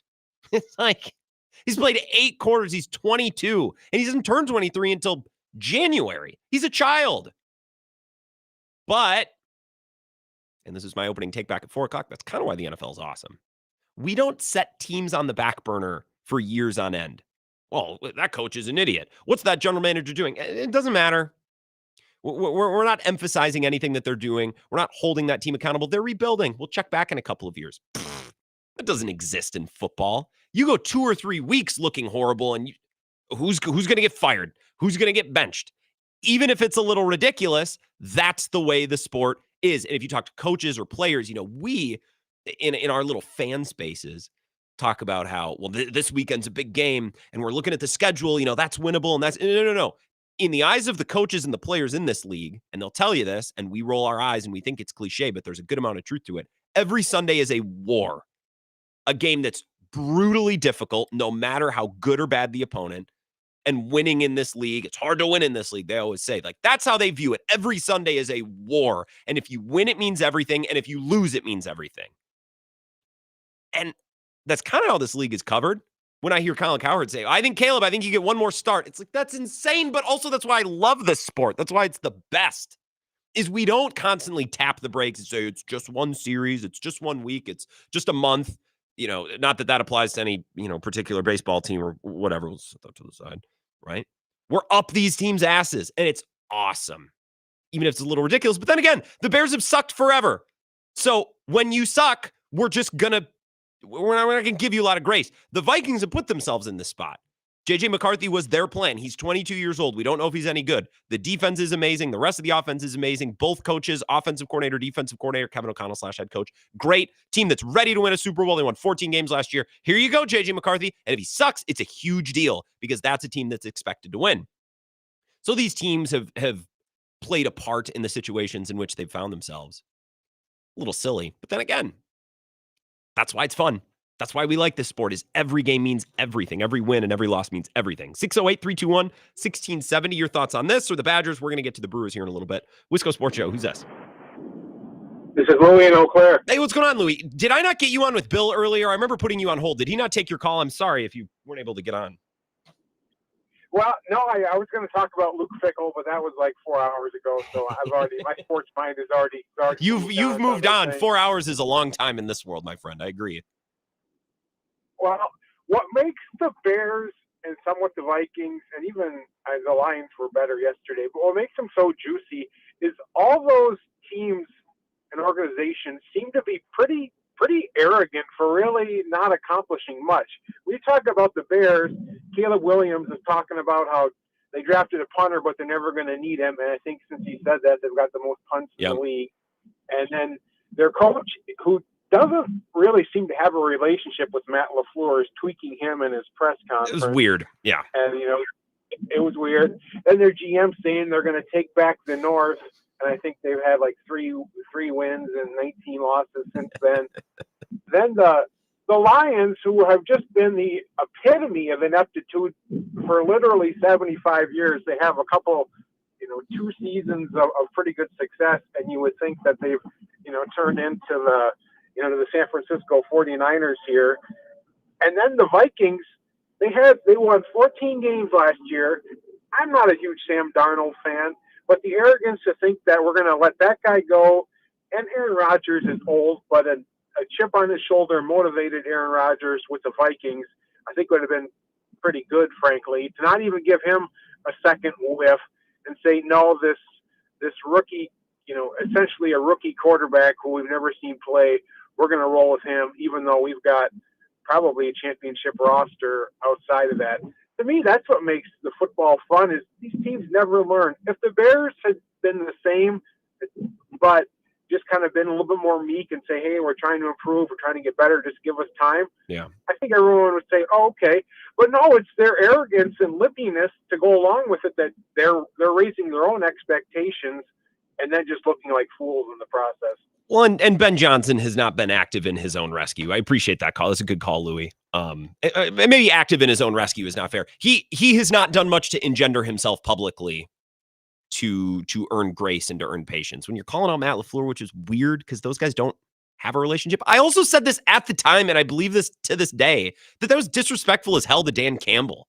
You know what I mean? Like, if I were to get a job somewhere hosting a sports show or doing whatever, and I had an introductory press conference and I was introducing myself, and I said something like, well, yeah, and back when I was working at WOZN, it was pretty great to be the #1 midday show. We kicked everyone's ass. It's like, yeah, because Bill hosted it. Duh. Like, that would be silly for me to say, and it would also be disrespectful as hell to Bill. Like, it would be dismissive. And I've been talking about this for 3 or 4 months. I think there's been way too much disrespect for Dan Campbell. Well, I don't know if we'd be able to do it without his coordinators. I don't know. Look, guess what?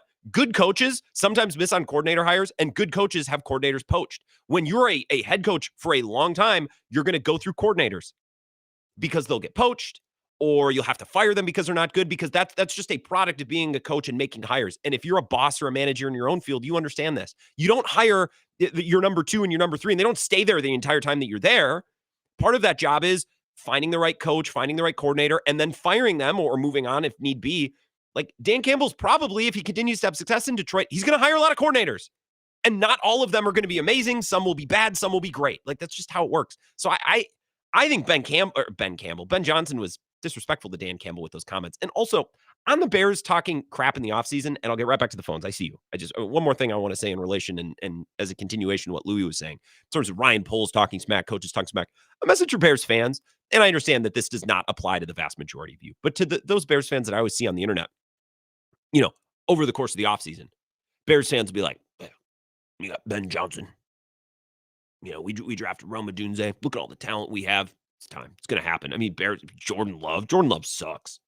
Bears, we're 1-0. We're undefeated against the Packers in 2025. Getting all chesty, talking smack. And you ever notice that once the games start, the people who talk the loudest and talk the most smack in the offseason, you know what they say? I heard this from some Bears-coded people, let's just say, in sports talk television and radio last week. As soon as the season starts and the Bears look like the Bears, you know what they say? Well, what do you expect? The Bears are always bad. They've always been bad. I'm used to this. This is what I've come to expect. Oh no. Oh, no. No. That's not how this gets to work. And look, I know a lot of Bears fans. Most Bears fans I know, very reasonable. Most Packers fans are too. And this is what gets lost in sports discourse. Most fans are very reasonable. We all behave the same. We have moments where we're a little annoying. We have moments where we extend grace. Most fans are mostly the same. Every fan base has annoying actors. But what I've found, like, just for example, Danny Parkins on FS1 used to be at 670. Loved his show. I like him now. I enjoy his takes. But it's like, man, you can't be cocky and chesty all offseason, only then for the first game to be played and then to play well, what do you expect? It's the same Bears. Oh no. I know. Look, you come out and say I was wrong. You come out and say, you know what I don't hear from Bears, which makes me sick. And I talked about this last week on Tuesday when we played clips from 670 The Score. Why do people in Chicago not hammer this organization harder? I'm sure they do a little bit, but like the chestiest clip I saw from 670 today was a caller. And the hosts are all laughing at how, mad the caller is. Like, I don't understand it. Instead, it's, woe is us, Bears fans. We know that we're not allowed to have nice things. Of course, they're going to ruin the coach and ruin the quarterback. Okay, well, if that's your approach, then you need to talk like Eeyore in the offseason, because I'm getting sick of all the edits and the highlight videos and all this stuff. all this crap. Maybe a little bit of a straw man, but there are a couple of those men. It's not a complete and total straw man. Most Bears fans don't do that, but the very loud public ones, and the ones on the internet, and the ones on TV that I see and that I react to, that's always how it goes. I'm like, you guys are absolute losers. But again, when Ben Johnson was being a prick in his introductory press conference, calling out Matt LaFleur, which is just weird and disrespectful to Dan Campbell, in my opinion. And then last night, right, gets mixed up like this in his postgame presser. Dan Campbell ran it up on you on that 4th and 4 going forward. What's he supposed to do? Is 4th and goal. What do you want him to do? Yeah, he could have kicked the field goal. So, by the way, that's the best part of that whole exchange is, well, what do you want him to do? And the reporter, without pause, goes, kick a field goal. And then Ben Johnson goes, well, yeah, he could have kicked a field goal. 4th and goal. What do you want him to do? Yeah, he could have kicked the Yeah, field he goal. could have kicked the They field don't goal. kick field goals. They go for it there. That's the So point. That's the point, he's doing though. what he's supposed to do. That's what he does. How demoralizing is this loss considering you were coming back, you left for Chicago? I mean, It's not demoralizing at all. It's not demoralizing at all. We got to play better. So I'll extend this offer. If there's anyone who works in and around the Packers or works in and around football, I'll extend this offer. If anyone involved in an NFL team, if anyone knows Matt LaFleur, I'll extend this offer once and it stays on the table. If anyone wants to pay me $120,000 a year, because I'm going to have to go to Green Bay all the time, so there's going to be some travel expenses. If someone wants to pay me 6 figures a year, I will be your press conference liaison. Would that be the right word? I'll just handle your press conferences, man. I can go up there and do what these coaches are doing, and I can do it way better. You can't tilt. Never tilt. Ever, never, ever, ever tilt. The whole point of a press conference is to create as few headlines as possible. The goal is actually to never create headlines. You're supposed to go up there, fulfill your media obligation, and get down. That's the goal. And all of these guys get tilted. This secondary comment here. how demoralizing is this loss considering you were coming back, you left for Chicago? I mean, It's not demoralizing at all. It's not demoralizing at all. We got to play better. Man, it doesn't sound like it's demoralizing. Don't say that I'm mad. Don't write that I'm mad. I'm clearly not mad. I just don't understand how so many coaches, can you just not get up there? They're lobbing you questions. You're not under oath. I don't understand why so many coaches are bad at press conferences. Seems like the easiest thing in the world to nail. This exchange, by the way, is just like, this might be my favorite moment of the second weekend of week 2. It's 4th and goal. What do you want him to do? Yeah, he could have kicked the field goal. It's 2nd and goal. What do you want him to do? Kick a field goal. Yeah, he could have kicked a field goal. Yeah, he could have kicked the field goal. That was the point of the question. They don't kick field goals. That's not what they do. But that's why the question was asked. What do you want him to do? Well, kick a field goal. Yeah, he could have kicked the field goal. Yeah, he could have kicked a field goal. I don't know why. I hope you also find this funny. My whole goal of doing this show every night is just, I hope that you guys find what I find interesting, and I hope you find funny what I find funny. Otherwise I'm not going to be employed. He could have kicked the field goal. Yeah, he could have kicked a field goal. Yep, that was, well, there you go. Ding. That's the point of the question. 608-321-1670. I'm going to take a break here, come back. I just want to make sure there's nothing really going on in the text line. We're talking a little bit about which games would be considered signature wins. I think at Michigan would count. Home against Iowa, I think counts. I'm counting. If they win that game, I'm counting that as a signature win. Ohio State, Oregon goes without saying. At Indiana, if Indiana's still a top 20 team, I count it. They're 19th right now. We'll see how their season progresses. And Illinois is the 9th school in the nation, according to the AP. Although, who was that woman who covers Cal football? Like, basically did an interview last week and said, my process is kind of whatever. It's fun. It's not, piss people off. I didn't bring it up on the show because I talk about Wisconsin sports, and the AP top 25 is not a concern of our Badgers at all. But Illinois will visit Camp Randall on the 22nd. Illinois, these are the games Illinois has to play. They're at Indiana this weekend, home to USC, at Purdue, home against Ohio State. That's their biggest game of the year. But then after that, at Washington, Rutgers, Maryland, at home, at Wisconsin. They could be a one-loss team coming in. If things go really well and they upset Ohio State, they could be undefeated pretty reasonably. I would count that as a signature win. Winning at Huntington Bank Stadium against Minnesota, I think I would count that too. The bar has been lowered, folks. It's not just top 5 schools, and that's it. Signature win is a top 5 opponent. No, not anymore. Not where your program is right now. I'm not saying that it's going to stay that way. People always get freaked out. We talked about this with the Packers. They're like, well, what if Jordan Love's not good? Well, then they'll draft another guy. What if Jordan Love's not good? Well, then it's back to the 70s and the 80s. No. I'm not burying this program for the next decade. I'm saying right now, this season, Iowa, in my opinion, Iowa would count as a signature win. Hey, coming up in about a half hour, the Monday mailbag will be opened. Submit a question, grantbills21@gmail.com. Bills, by the way, is spelled B-I-L-S. S as in Sam, E. We'll get to that in the final segment of the show at 5:50. More of your thoughts, Badgers, NFL next, and we'll get to the Brewers and this whole Ken Rosenthal business, which is maybe my favorite moment, the funniest moment of the weekend outside of this Ben Johnson. Yeah, he could have kicked the field goal. Yeah, he could have kicked a field goal. We'll get to that at 5:35, so that's all coming up next. It's 4th and goal. What do you want him to do? Yeah, he could have kicked the field goal. This is the Wisco Sports Show with Grant Bills on the Wisconsin Sports Zone Radio Network.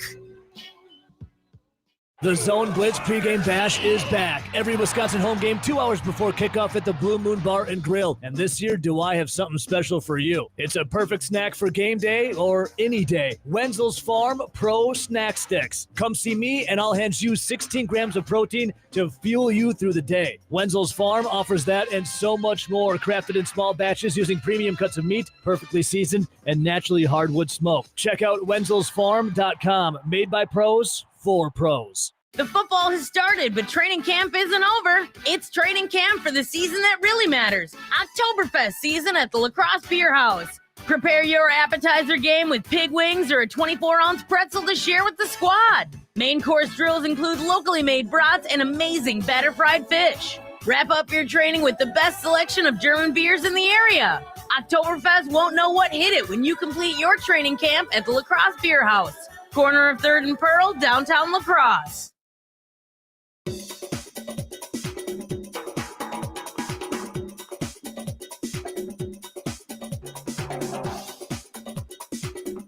The Wisco Sports Show will resume in 3 minutes.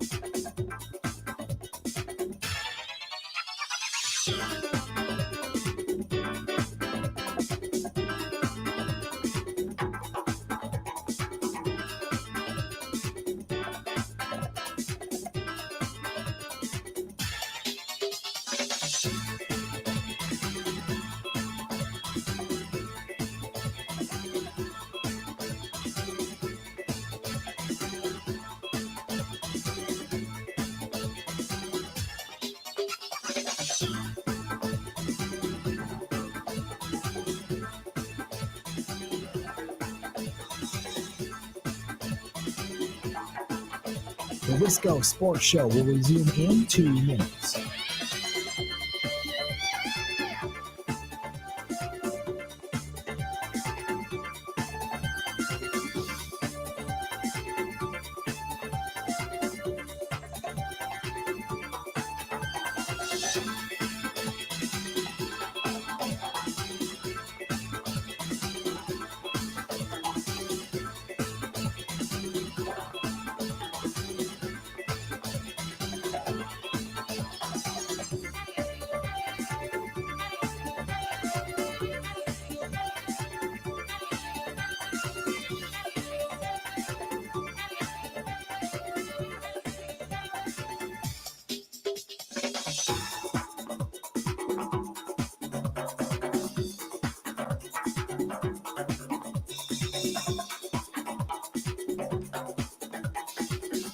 The Wisco Sports Show will resume in 1 minute.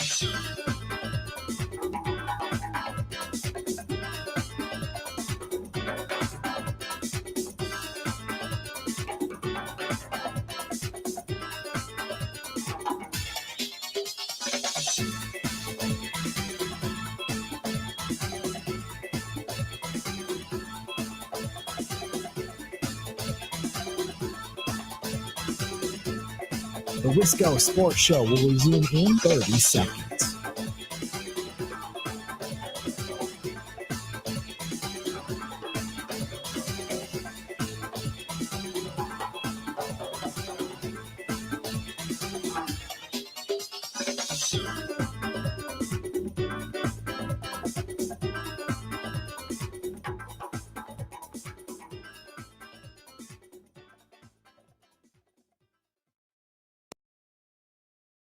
They get Ben Johnson, but they still got the same GM. They still got Ryan Poles, who somehow, after the embarrassment of the last couple years, got a contract extension. And Eric Lambert, who put out that Ryan Poles has now drafted 34 players, and 26 of them have played more than one season. None have made the Pro Bowl. He is the only GM in franchise history to have that honor at the moment. He's 3-17 against the NFC North, and he's 15-38 overall. He has objectively been a horrendous general manager. But it's not even all Caleb, Ben Johnson. It starts at the top. Ryan Poles, the organization, they are an embarrassment.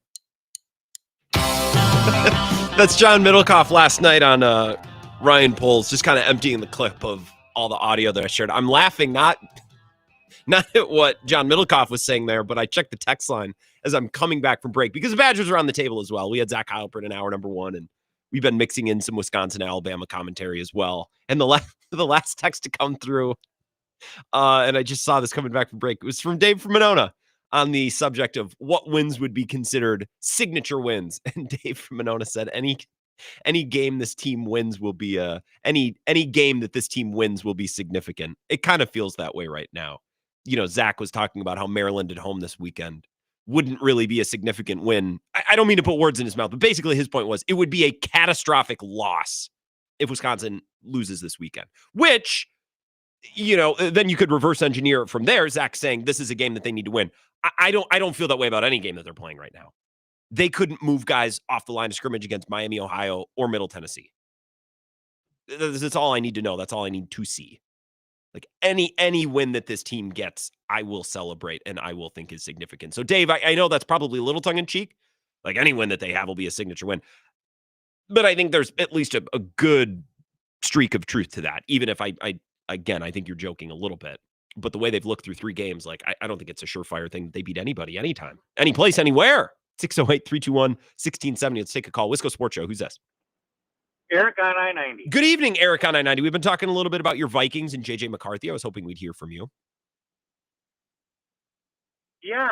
I actually felt a little bit better after listening to your monologue. Okay. I did. I was really down in the dumps. I was down in the dumps over it. But we got to understand that, boy, they just played some really bad football. It was bad. It was bad. Football, but I really do believe that we can pin it a lot on the quarterback. You can say that the offensive line was horrible, right? Yeah. But when you watch him drop back, there's a half a tick there where he should have got rid of it. Well, right? and all they did, your guy Collinsworth could not stop talking about the quick release by Michael Penix, right? They put the clock on it. Like that ball's coming out quick. McCarthy's a little bit slower, so that's part of it too. Yeah.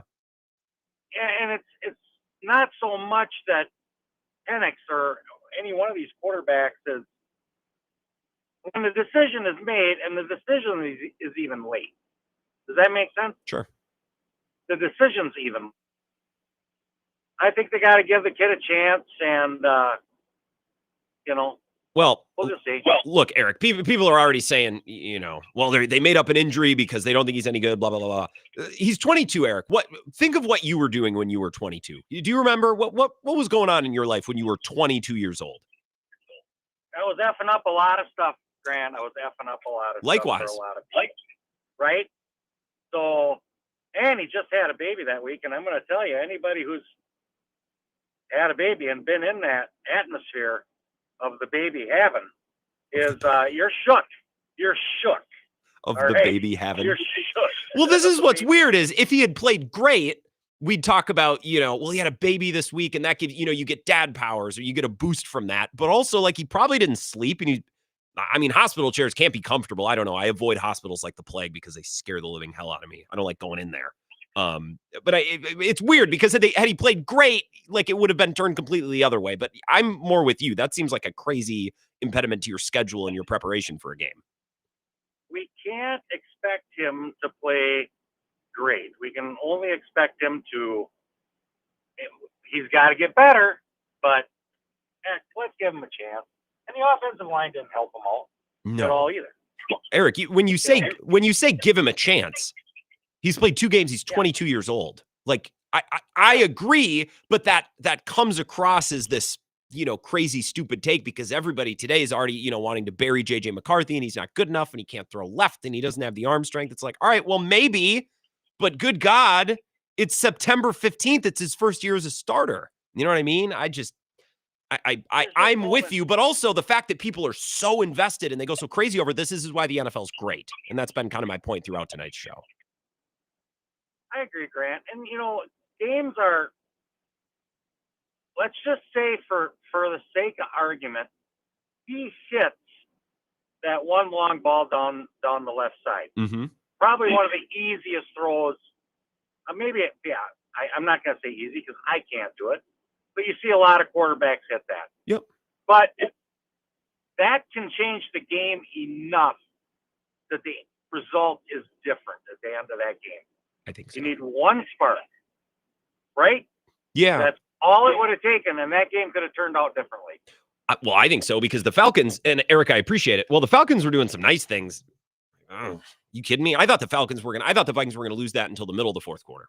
The Falcons couldn't put the ball in the end zone, and they would take Bijan Robinson off the field on 3rd and short. It's like, what? It's just the Falcons experience. It's the same. It doesn't matter who's coaching them. It doesn't matter who their quarterback is.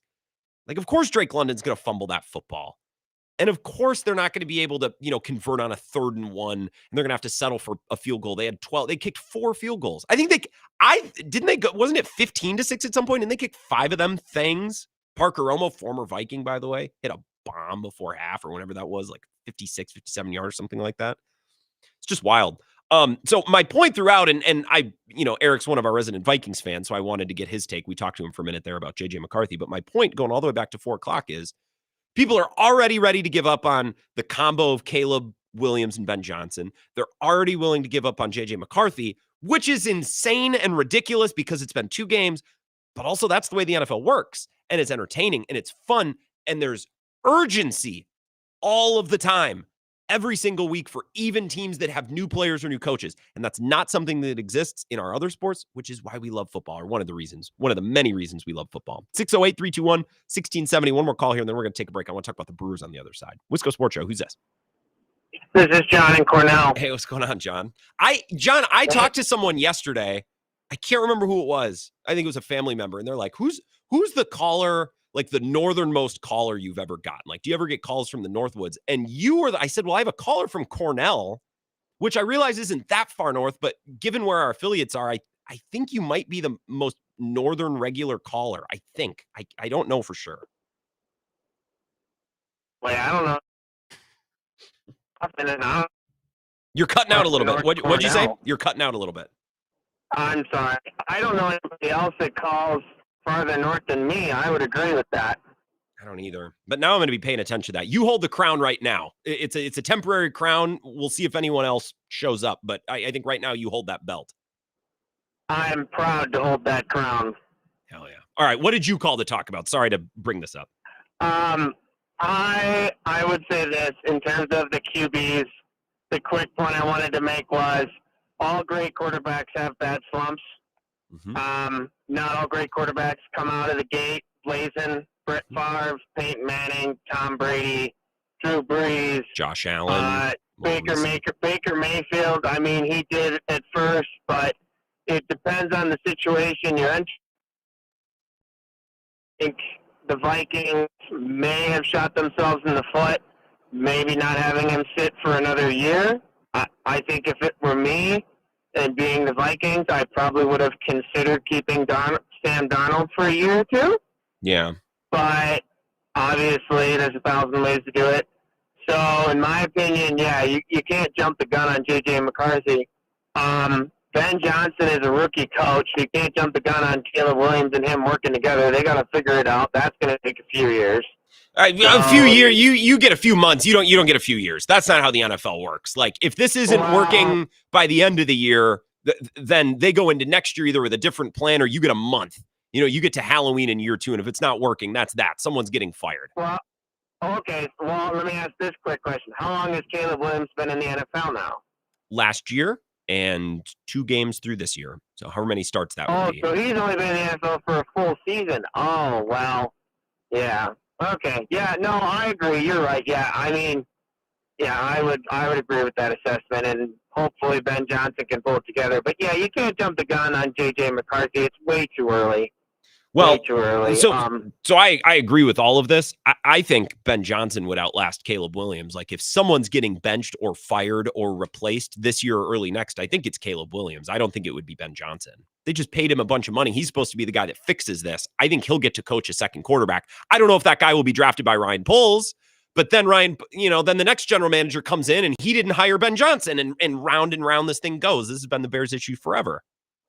Right, and agree. I mean, yeah, who knows what would happen, but yeah, I mean, if they love Ben Johnson that much, then yeah, I could agree with that assessment too. And yeah, I mean, hey, we'll see what happens. I predict, hot take, that the Packers will be 3-0 because my Cleveland Browns are absolutely terrible.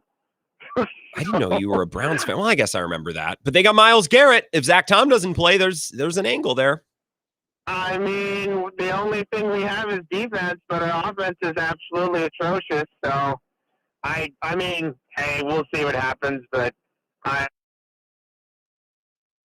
right, and then I'll get off here. No, I was going to say you're just cutting out a little bit. I appreciate it, John. Have a good night. I think he is our most northern caller. Right on 64. Watch, he secretly hasn't said anything up until this point, but he's actually calling from Cornell, the school in New York. Like, wouldn't that be funny?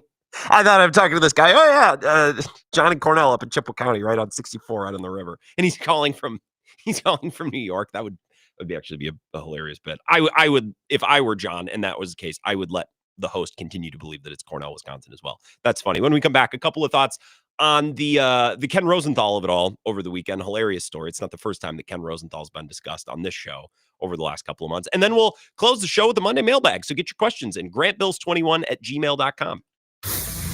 This is the Wisco Sports Show with Grant Bills on the Wisconsin Sports Zone Radio Network.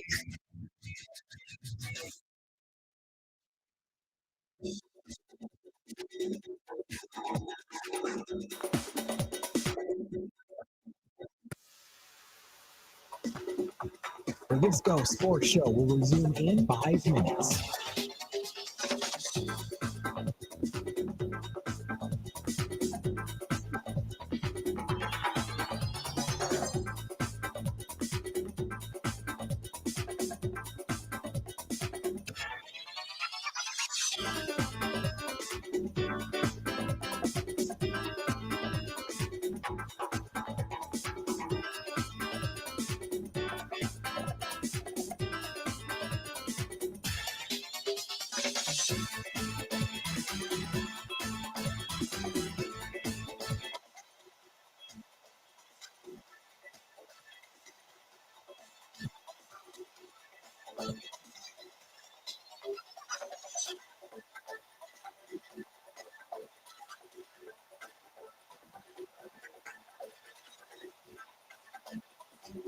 The Wisco Sports Show will resume in 4 minutes.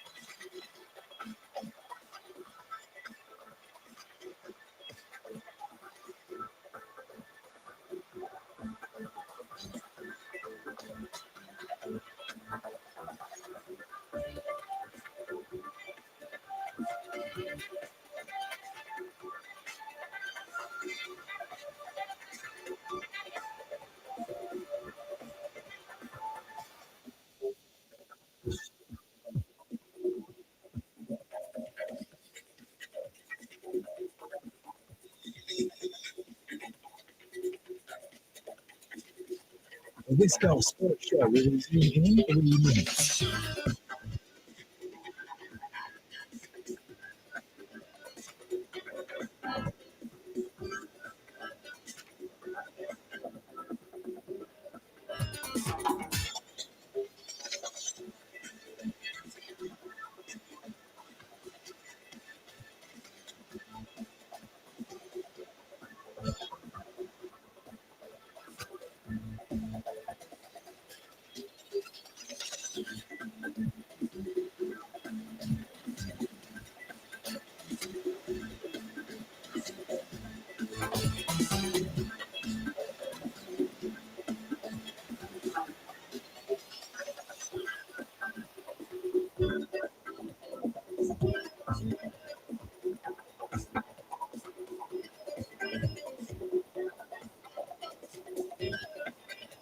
Wisco Sports Show will resume in 2 minutes.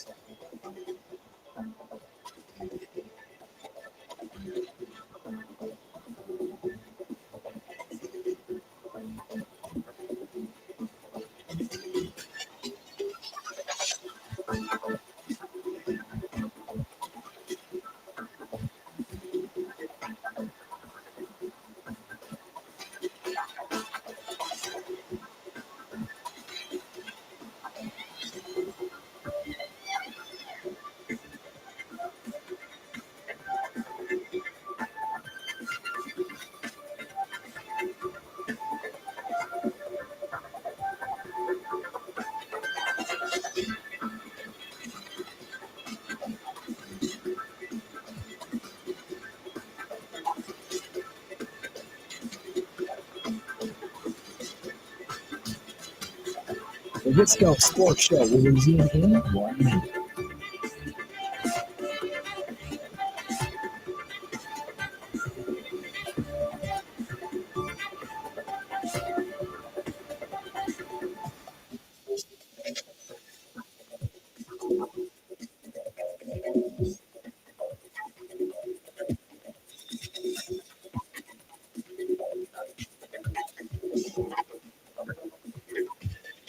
The Wisco Sports Show will resume in 30 seconds.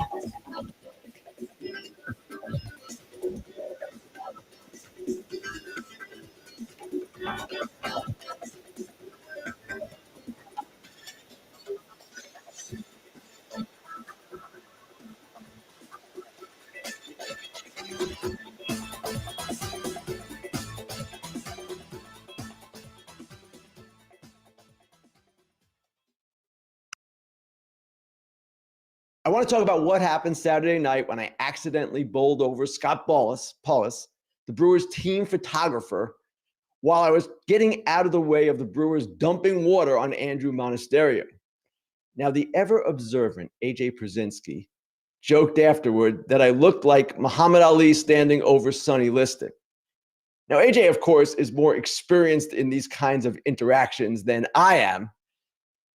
And I must admit, though, when I looked at the video, when I saw this, I was surprised at how upset I appeared.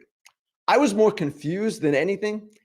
Now, I had to continue the interview. We were live, folks, on national television. Couldn't stop. And that said, I felt awful about what happened. And afterward, I went up to Scott, who I've worked with in pits before over the years, and I apologized. And I apologized profusely because, let's face it, I don't think that you ever expect knocking someone down is going to happen in any particular situation. So yeah, sure, I apologized. And Fox is doing the American League playoffs this year. So I won't see the Brewers again unless it's the World Series. But if I do see the Brewers in the World Series, I look forward to working with Scott again in the photo pit. And I also look forward to sharing a good laugh with him over this. It's Ken Rosenthal in foul territory today. I was wondering if he was going to address this incident. I think he would have been, well, I don't know. Part of me thinks he would have been well within his right to not address it. Look, we're going to talk about this, but my first thought is like, we turn everything into a thing now. Everything's a thing. It's exhausting. It's maybe the most exhausting part about being alive in 2025 is everything that happens is a thing. Well, that's a story. Someone needs to issue a statement. And the two parties involved obviously need to issue statements. Your silence on this matter is deafening. If Ken Rosenthal wouldn't have said anything today, I'd be like, maybe not the best look. I also would have gotten over it incredibly fast because most things that we're told are huge things are not really things at all. If you have no clue what I'm talking about, after the Brewers walk-off on Saturday, which, by the way, to speak nothing to the quality of the play over the weekend, which mostly sucked balls, but we can maybe get into that tomorrow. We'll see how they look against the Angels this week. So Andrew Monasterio hits a walk-off. I was asleep when this happened. I went to sleep. I thought the game was over. Ken Rosenthal's interviewing him, and the Brewers come out with a water bucket, and they go to dump it on him. And Ken Rosenthal jumps out of the way, and he bowls over Scott Paulus, who Ken Rosenthal, I believe, called Ballis. Like, you got to get the name right, and you got to get it right the first time in this situation. And then he backs up, knocks him over, which would have been one thing had he, like, come over and helped him up or said, "Oh, I'm so sorry." He turned and looked like, "Why the F are you standing behind me?" He made a crazy, I'll share the screen if you're watching on the live stream. If you're watching on the simulcast, And shout out to the account Brew Crew Scoop for getting this video. It got like a bajillion views. This is getting aggregated by Barstool and by every single thing. So I'll roll the video here. I cannot believe this media artifact exists. Look at his face. Why is he doing? I watched this video. I'm not exaggerating. Probably 20 times on Saturday or Sunday after waking up, I suppose. And I probably watched it another 20 times today. Like, what? Why does he make that face? Why does he walk away? Like, help him up, dude. Another guy from the Brewers, one of the other photogs, comes over and helps him up. Like, what is going on here? Why? What's his face? He looks like Shaquille O'Neal standing over someone. Honestly, I think a couple of things are working against Ken Rosenthal here. Obviously, watching this video, if he watched this video and he described this in his apology, yeah, I should have helped him up. I should have made a different face. I'll give Ken the benefit of the doubt and seriously believe that he didn't think that he was making that face. Like, look, I am someone who comes across very often in a way that I don't mean to come across. It's a big problem of mine in school.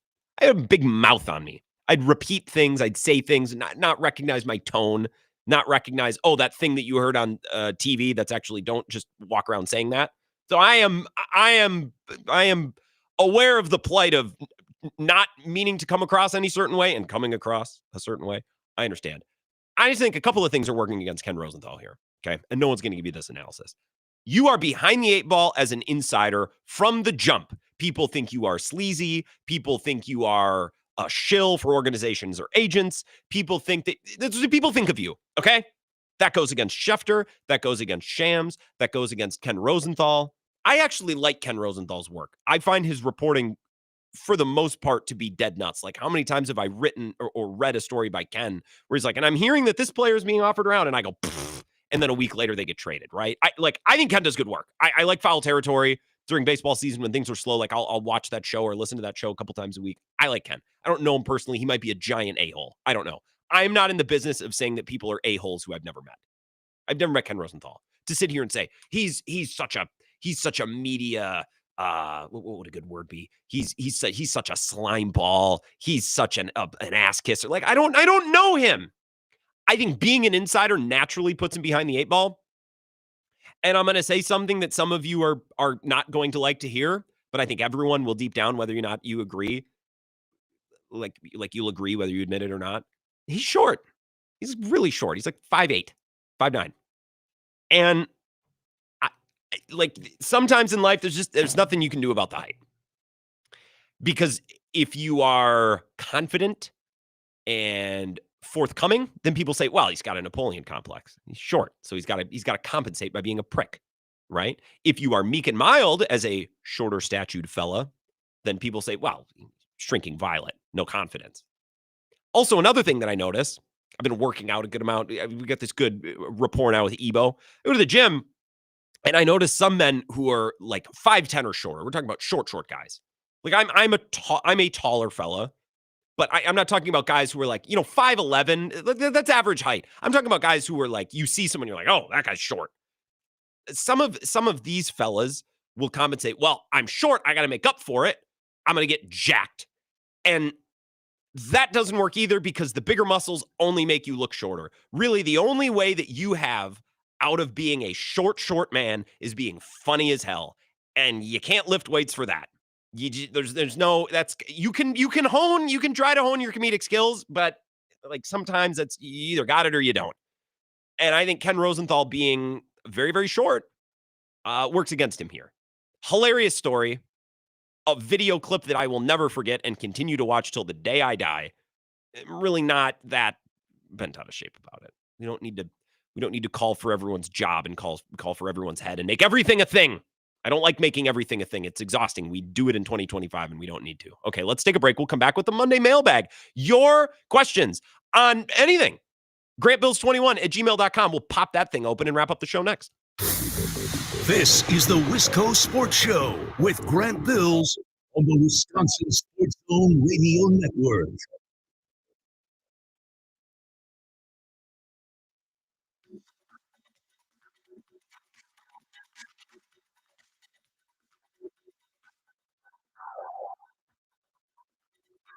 Wisco Sports Show.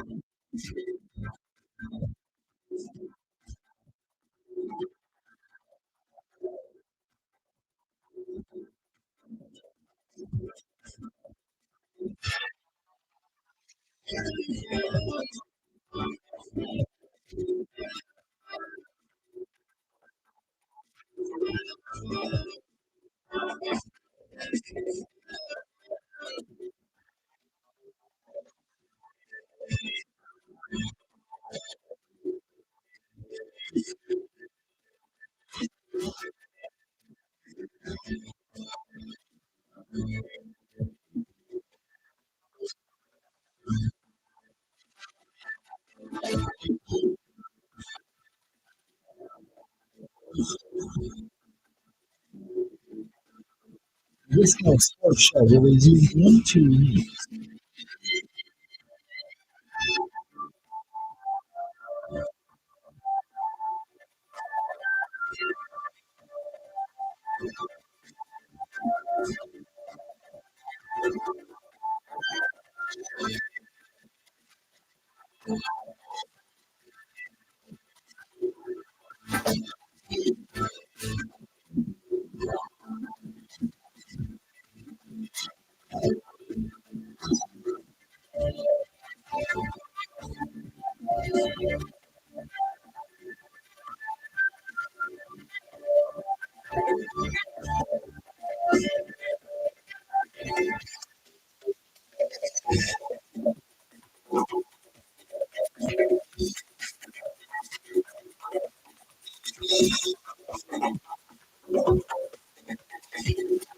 Wisco Sports Show will resume in 1 minute.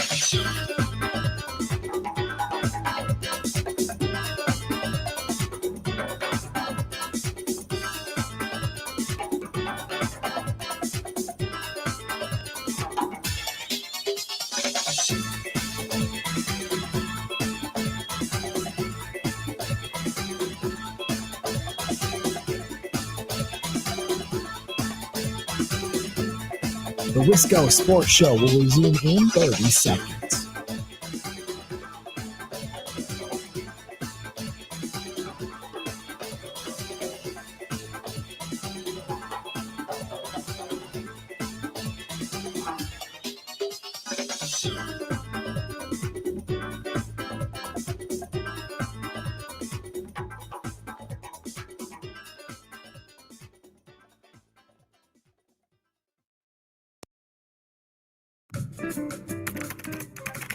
Because the mail never stops.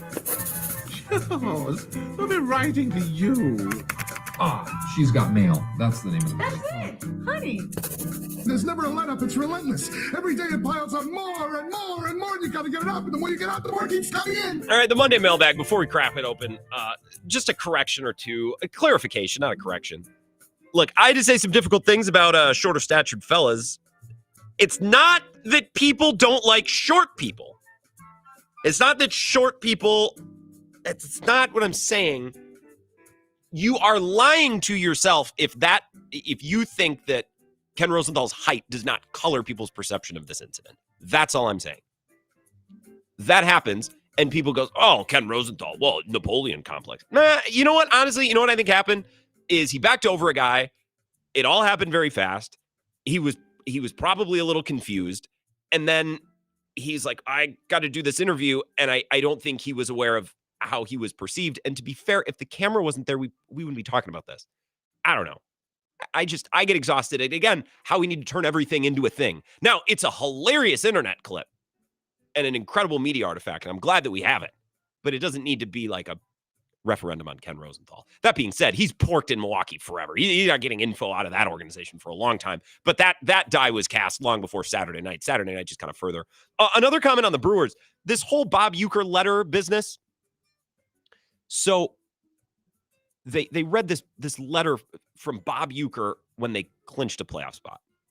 And I saw it, and it was discussed in a Brewers group chat that I'm in. It's like, we don't actually, like, Bob Uecker actually didn't write a letter, right?